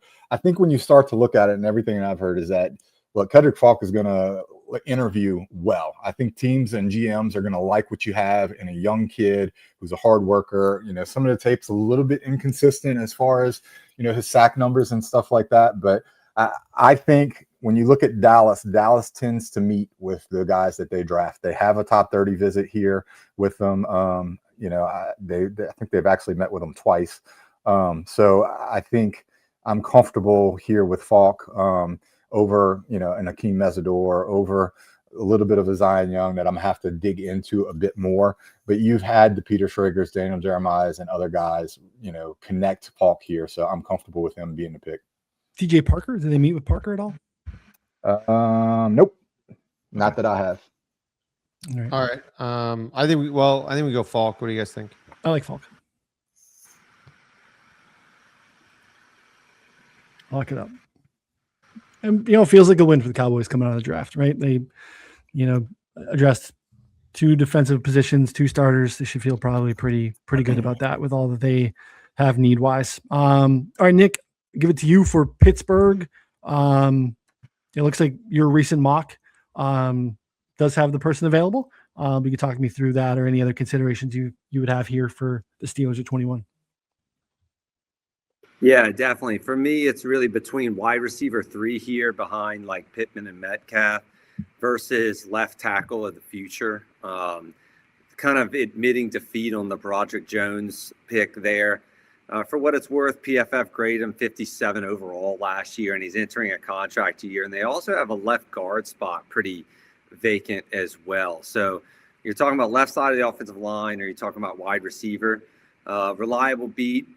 Jerry Dulac's been kind of banging the drum for wide receiver. Sorry, I should say pass catcher here, because he's kind of been into Kenyon Sadiq if Sadiq were to fall. And even dating back to the combine, even like Matthew Berry's like fantasy article, like the one thing that was known, like it is known at the combine, was that the Steelers were interested in wide receivers. They've clearly done a lot of homework there.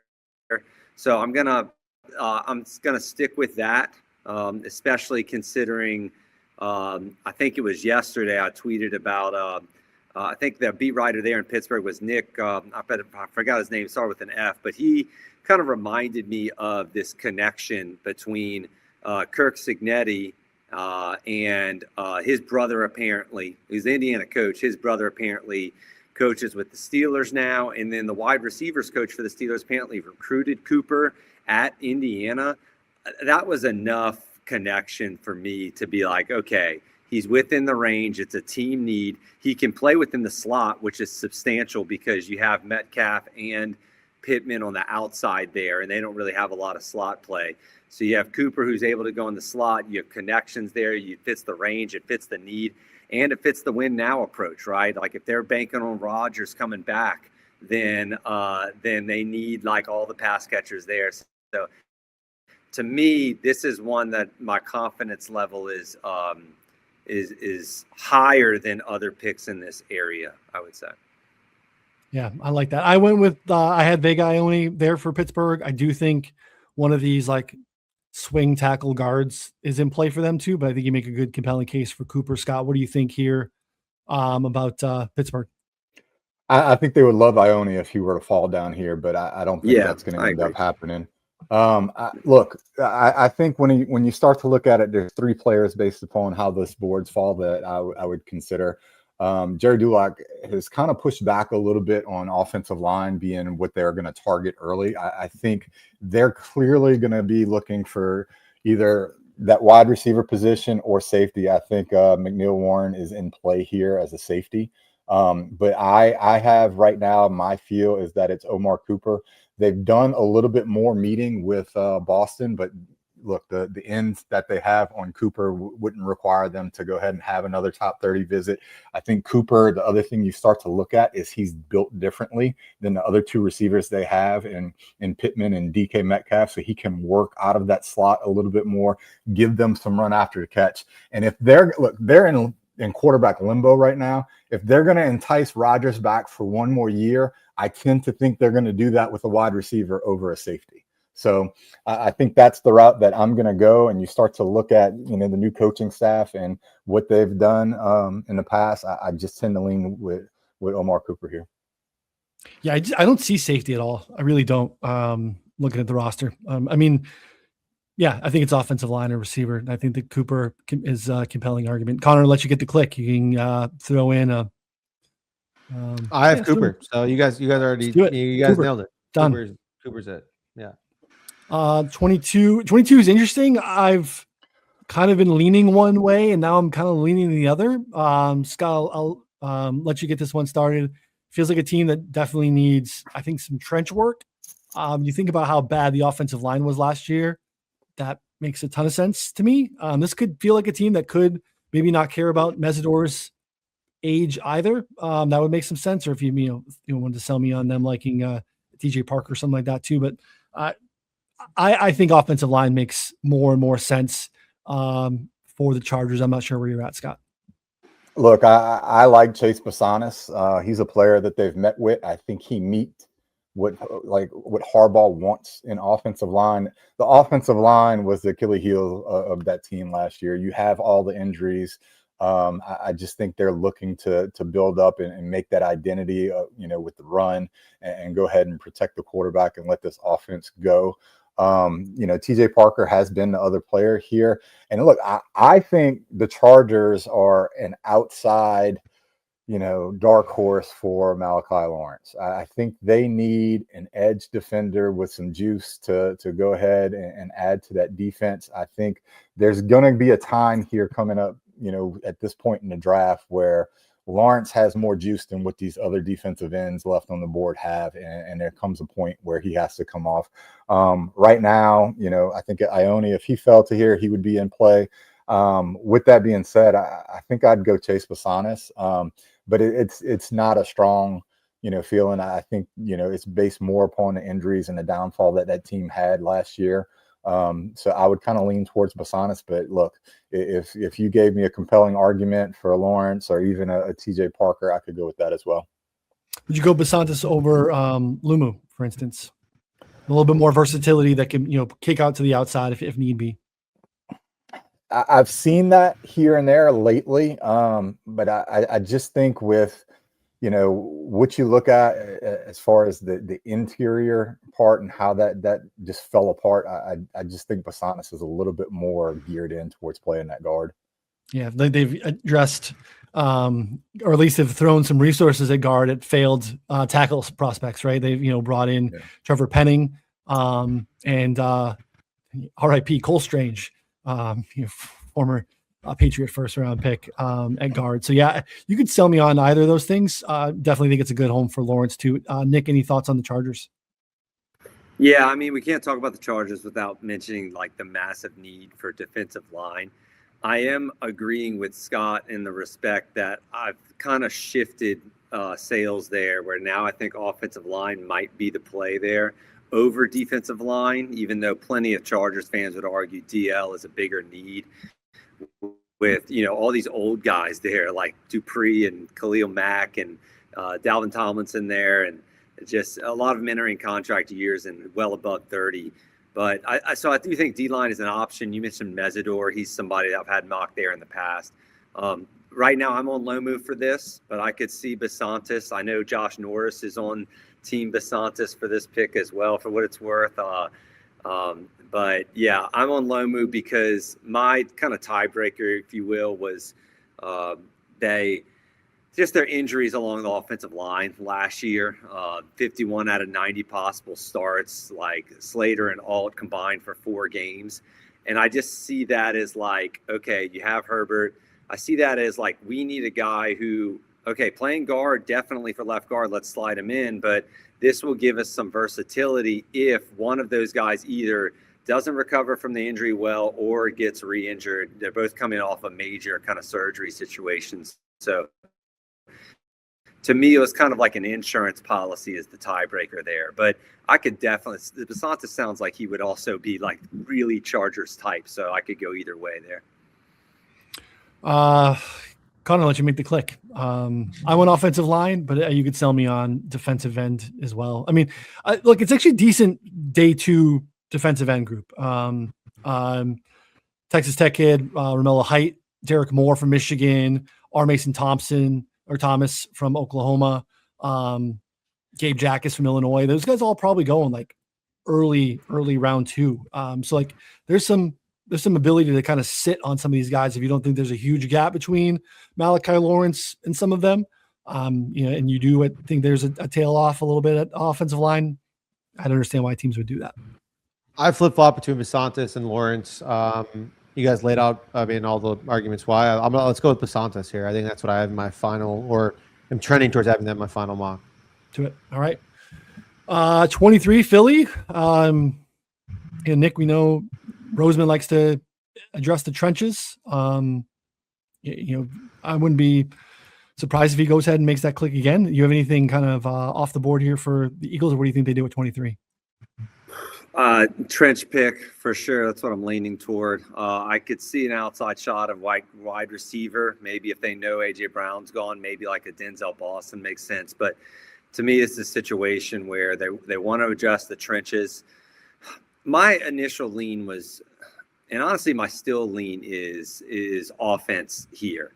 Lane Johnson's getting old, and they need a successor there. Their right guard's in a contract year, Steen. So there's also some issues along the defensive line. Nolan Smith, Ebiketie is also, I think, are both in contract years, if I'm not mistaken. I could see safety maybe there, but to me, it's probably going to end up being trenches. I currently have Mesidor plugged in here because they're kind of in win now mode, so they might overlook the age. But, how he's going to stick close to kind of the consensus board, take a player who falls. This is kind of right where a lot of experts have Mesidor going. I could also see them going offensive line here. My confidence levels kind of in terms of particular player matches here is lower than other teams in the area. Yeah. I think Emmanuel McNeil-Warren's kind of sneaky here, but I would lean offensive line. But I think this is actually a pretty viable out for McNeil-Warren. But Scott, do you have any leans on Philly?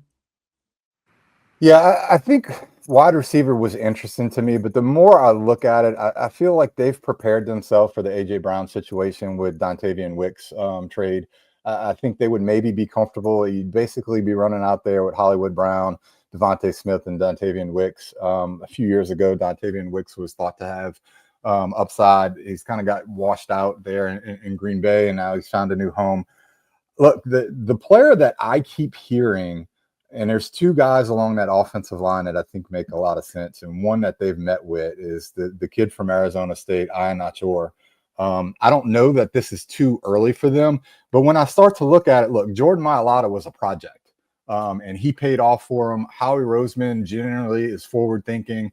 This guy might need some seasoning, for a year. Maybe they can play him at guard. Maybe, next year is his year when he moves out to tackle. But like the people that have worked this kid out seem to have rave reviews about him. I think Howie Roseman is forward thinking enough that this might fit him. And then the other player that I think you would look at would be Blake Miller, who, Mr. Iron Man there. I think he never missed a practice or something with Clemson. Bigger guy, 6'7". I think he's, had a ton of starts and experience there. I think he's another player that could also fit and maybe slide in and maybe play a little bit more quickly. But that's kind of where I lean. I would tend, based upon the buzz that Ian Achor has had, I would tend to lean a little bit more towards them. They've met with him. But it's not a team that I'm set in stone with a strong feel for. Yeah, I put Mad Max there, Connor. But yeah, I mean, you can sell me on any of these three remaining, I guess, offensive tackles at the top. Let's go with Max then. I like Max. I have him in my like mid to late first round, right in this range. Makes a lot of sense. Also agree with Paulino. Appreciate you hanging out. AJ Brown trade's happening. Yeah, it seems to be like a foregone conclusion at this point. They also seem to, like everyone's saying, they feel good about Dontavian Wicks and, everyone there. Yeah, coming to you, Noonan. I mean, I think that's a joke that you feel good about Dontavian Wicks and Hollywood Brown. I mean, that's just like, it's going to be like literally like, I mean, Jalen Hurts throwing to those guys is just going to be hilarious to watch. I mean, it's going to be incredible. So, the offensive lineman to establish the hell out of it, Yeah, and maybe that's the better way to win, probably than Jalen Hurts throwing to a good player, So that'll be interesting. We gave Carnell Tate to the Browns, our first selection. They're on the clock again at 24. Didn't do any Browns trades. Feels like Scott, offensive line would be our need, right? We're kind of just figuring out which one we wanted to do first. Here we are with a couple still on the board, unless you want to go different. No, look, the only caveat I will say is that the Browns have been another one of those teams that has been heavily connected and interested in Emmanuel McNeil-Warren. I think he would be the dark horse here, but look, we've talked about it, and it'd be in, offensive tackle and wide receiver in some way, shape, or form. We've already got Tate, so I think this is where Caleb Lumo comes into play. He's the guy that I think would make the most sense based upon this board. Yeah, I'll times 2 on the Emmanuel McNeil Warren thing. I think it's viable as a sneaky spot for him. But yeah, I like Lumo here too. Nick, any pushback? Any Browns thoughts? No pushback. I'll third what y'all are saying about EMW, and I'll just mention that in terms of like mocking strategy. I mean, Lomu, his top 30 visits, if you're looking at that as a factor, a puzzle piece in this equation here, it's like the Chargers, 22, the Eagles 23, the Browns 24, I believe the Bears at 25. And so basically this is kind of right in the middle of his range. So I like it from a mocking perspective. I like it. Lock it in, Connor. 25 to the Bears. Tricky ones has been kind of Emmanuel McNeil Warren chalk-ish, though the market doesn't reflect that, as we touched on last time. Let me see if it's moved at all, because the Bears were chalk. Yeah, I mean, safety plus 270 for the Bears to go defensive line edge is a minus 130. Which you can, interesting. That's all. So not sure what we want to do here, but I'm good with either Emmanuel McNeil Warren if you guys had an edge rusher there. If you want to go off the board, Scott, any thoughts on what the Bears would do here? Look, I'm going to go ahead and defer to Connor on this one. You guys are up in Chicago. That's more your local area. I know Connor's had some connections in the past. Lately, what I've been hearing, I've kind of had Emmanuel McNeil Warren here, but I've heard a lot towards TJ Parker and maybe even a Caden McDonald being in play for Chicago. Those are kind of, what's been getting floated around. Like I said, I'll defer to see if Connor's got any more information on anything he's heard. I haven't heard much, but I feel pretty good about one of TJ Parker, Emmanuel McNeil Warren. A lot of the local people here are talking, and that's what they seem to be going. Those two guys both very much seem to be Ryan Poles guys. So I'm basically just been alternating between one of them. It's gonna be a coin flip for who I choose in my mock, to be honest. Yeah, I left last mock. I left Emmanuel McNeil Warren out, which was tough. But I did have TJ Parker in there. Kind of like the way it flows for the back end a little bit better the other way. But again, that's just me making a mock and not anything that's predictive. I don't know where Emmanuel McNeil Warren goes otherwise. That's the problem. That's kind of the thing here is if he gets past Chicago at 25, the outs are pretty thin beyond the Bears, right? We've kind of laid out some. We've kind of laid out ahead of him, but no, I really don't think. Again, considering what Miami needs, no, the Bills aren't. Bills have made some other moves at the position. I don't think that would surprise me a little bit, I guess, but I don't know. I don't see a lot of homes for him after that. I think I might just mock him there then, because I want him in the first round somewhere. I just don't know. Maybe that's a bad way to look at it, but I'm probably just going to put him there for my mock, just because otherwise Buffalo brought in CJ Gardner-Johnson, Geno Stone. They have, Cole Bishop, who they used an early second round on in 24. They really liked apparently Jordan Hancock, who was injured at the start of the last year, but was starting in the playoffs for them last year.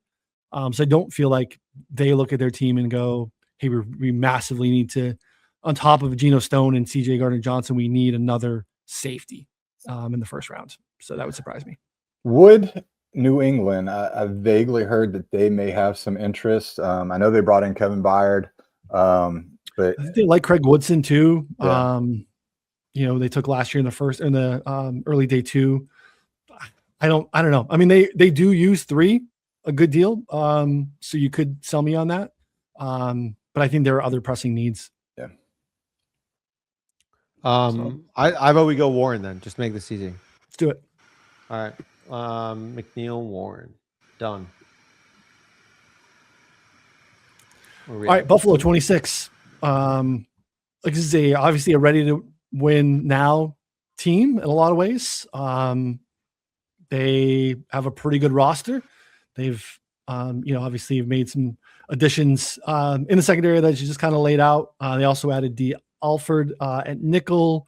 They used the first round pick on Max Harrison last year. They have Christian Benford on the other outside corner. They've added Bradley Chubb. I still think you can get away with some defensive line help. To me, you look at this roster, it has a gaping hole in the middle. This team, you could run all over this team last year. They dealt with some injuries up front. Some of those guys are back. But this team desperately needs a linebacker. This is where I'm mocking Jacob Rodriguez. If you wanted to make a case for, again, a defensive end, I could see it too, but this is Jacob Rodriguez's home. What about like Lawrence or Messidor here? Any interest in either? Yeah, Scott, what do you think? I've kind of been leaning back and forth. Look, Buffalo doesn't have anybody like Lawrence, but I tend to have been leaning in towards the middle of that defense getting shored up, whether that's, with Noonan kind of starting to sell me a little bit more on Rodriguez, and then Rodriguez in the news getting, some buzz on the back end. I think some teams are going to just gravitate towards what he offers and the way he reads things. And then the other player, that you maybe start to look at would be like Caden McDonald, although I tend to like him a little bit more towards like Houston. So I can be sold on Rodriguez. I could also be sold on him, taking a guard of some sort, for the offensive line. I think this is a team that has had a lot of their holes covered by just having Josh Allen. The other player that I will throw out here, they have done a lot of homework on Boston. I think, one of these wide receivers, whether it's Casey Concepcion or, another guy, I think they could be in play. So I think this team has a lot more holes than what people tend to realize. So I can be sold a number of different routes. I haven't had them locked down yet, but I think, I don't mind Rodriguez. I don't mind Caden McDonald. And then if you want to tell me it's going to be Denzel Boston, Stevie Johnson is working with Keon Coleman and seems to think that they haven't given up on him. So, I don't know what Nick has to say. Similar sentiment there. Malachi Lawrence is a player that's high on my board for them. TJ Parker as well. Along those, they're changing schemes. I agree with you, Scott, that they wide receivers definitely in play despite DJ Moore there. A lot of fans just think, oh, well, they traded up so much for DJ Moore, they're not going to take a wide receiver. But I don't know. I think some of the reasons they had to make all these moves is because they weren't satisfied with the offense, right? So I don't think they see DJ Moore as this savior there. Okay, we're set with DJ Moore and Khalil Shakir and Keon Coleman, right? So, yeah, I think KC Concepcion, Omar Cooper, if he falls, in play. Mesidor's in play if he falls. TJ Parker, Caden McDonald, Lawrence. It's just a lot of names there, right? And then now we're throwing Rodriguez into the mix. Thanks, Ryan. But yeah, I could go in a number of different directions here. So whatever, they all make sense to me. In my mock, I have Parker, but part of that's just strategic based on kind of wanting to slot him right near the Bears. I could also end up seeing me kind of finalize either Malachi Lawrence or Akeem Mesidor there. A tiebreaker would probably be defense, just because I think it was so atrocious last year. And they're changing schemes. That's another thing. When you change the whole scheme, they bring in Jim Leonard. They're switching to a 3-4. when you change schemes, you need personnel to kind of like match that kind of stuff. So my tiebreaker's toward defense. Yeah, some of the local, people that are tied into the Bills stuff that I've read feels like they would lean edge over interior, because I was also kind of Caden McDonald early in the process, but I think edge would make a little more sense. I've played my hand here, Connor. I'm going to let you make the click on whatever you want to do for the Bills. Here is our DJ on the ones and twos. Let's go. I'm telling you guys, this kid's fun to watch football. About 4-1, 5-1 still out there on Jacob Rodriguez to be first round pick. So I'm probably going to go Messidor or a defensive lineman, but I hear the case and you love him. So why not? Let's do that. 27, I like Conception, if you guys are interested in that at all. They need more juice as wide receiver. They could go a variety of directions, but Conception makes sense. Easy click for me. I've been, taking receiver there a lot, and 6 for them, for Cleveland, which has given me Conception a lot at 24, but him being available for the Niners makes a ton of sense. 27, if he's easy click. Yeah, I like Concepcion. I have him a little bit higher. I think Malachi Lawrence is maybe another landing spot here for San Francisco who could use an edge rusher. But I think you're going to have some teams that are higher on Concepcion and his upside, and think that maybe they can fit the drops. I think, look, when you have Mike Evans, that's a 1, maybe 2 year max fix. And, I think Concepcion, you start to look at it, I think Kyle Shanahan could get the most out of him. Yep. Let's do it. Keep it moving. Wrap this up here. Dinner time. We got snacks, but we got to get dinner now. Yeah. From coffee to snacks to dinner. Yeah. We're bringing everyone through the whole thing, though. I mean, well, what do you guys want to do here? Like some offensive line for the Texans, I think makes sense. And I've seen Caden McDonald there. I kind of got off of it. Blake Miller could be interesting here. I don't know. Pregnon. Yeah. I like offensive line or, actually warming up to the Caden McDonald thing again. But Nick, do you have any thoughts on Houston? Yes, definitely. I've been following kind of Lance Zierlein. He seems to suggest that they're also probably leaning into our offensive line there. Might be someone they trade down for, maybe a Ty Simpson trading spot there, not to complicate things because we're in a rush. But this is kind of in my notes on my spreadsheet. It's like, okay, if I'm going to do the trade out spot, it's here, right, based on the history. But also, but right now I have Blake Miller there. Perfect character fit. I think he gives some flexibility along the offensive line. They can plug and play him at right tackle, and then they can move maybe Braden Smith, who they just acquired at left guard. There's some rumors about that. I just think he kind of completes the offensive line for now, and he's a good character fit. And I even kind of Lance Zierlein, who I rely on this kind of pick for, I even kind of tweeted at him yesterday, and he said that he would be a fit. He's had a 30 visit there as well. I just think it's in his range, I guess. It's a nice marriage here in Houston. I like it. Connor, click that. Blake Miller. We'll lock that one up. Boom. 29, Kansas City. What did we do? We do Ruben Bain last time? This is it. You need to go McCoy. This is it. McCoy. They would take the risk. Jerrod McCoy and Ruben Bain is just, nuts on the table, from Kansas City. That is awesome.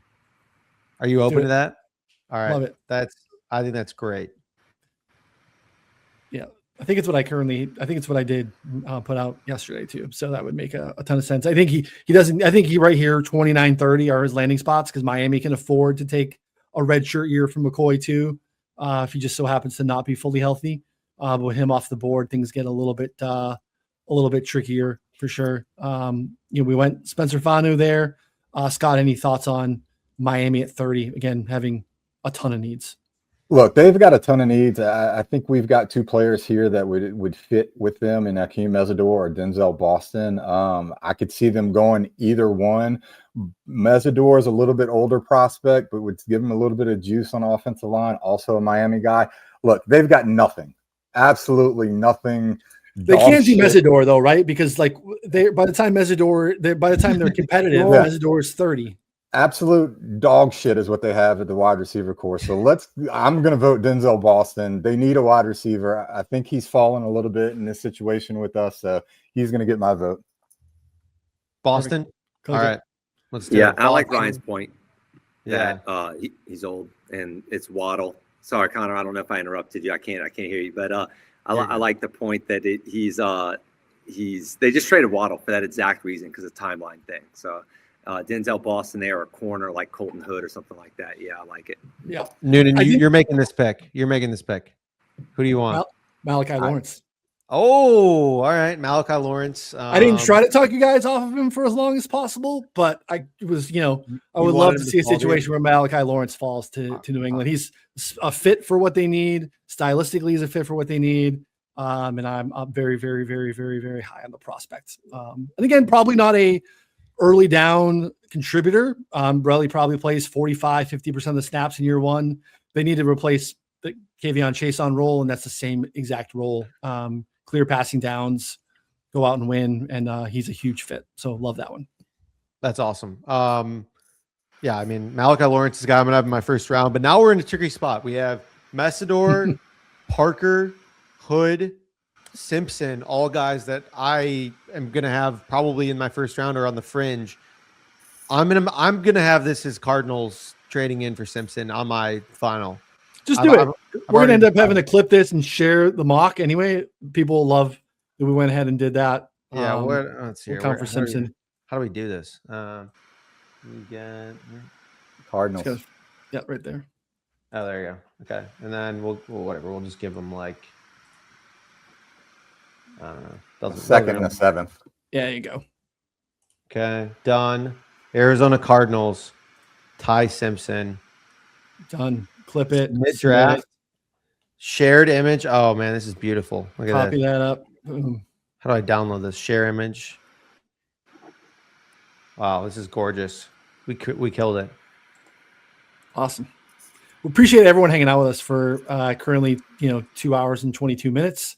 Nick, I want to give you the floor. Where can everyone find your stuff? I know we're still 6 days away, and you're going to have a ton of information and content for the people to find here. So where can everyone find your stuff? Yes, I will. Thank you so much. And for having me on today, guys, at Fantasy Law Guy on Twitter, and then fantasylawguy.com is the website. Love it. Definitely check it out. Find Nick on Twitter. Again, just fantastic. Go back and look at previous threads, and it's got just anything draft related that you would possibly have missed if you've been asleep for the last couple of months. Nick's Twitter can catch you up very, very quickly. Highly recommend that. Actually, absolutely pounding the pavement for us. A must follow. Definitely check that out. So subscribe to the channel here, 444 Live. That way you don't miss a show. We'll be back, 2 or 3 times next week too for more draft content. Turn the screws here as we get closer. Final mocks have to be submitted on Wednesday. I'm sure we'll come in on Thursday to share what our final boards will look like. But again, we'll be doing some shows earlier in the week too. So make sure you hit the like on the video. For some reason you made it this far, toss us a like. We would definitely appreciate it. And again, subscribe so you don't miss any of the other 444 content. Connor, Nick, Scott, I'm Ryan. We'll see y'all next time. Thanks, everybody. Experience!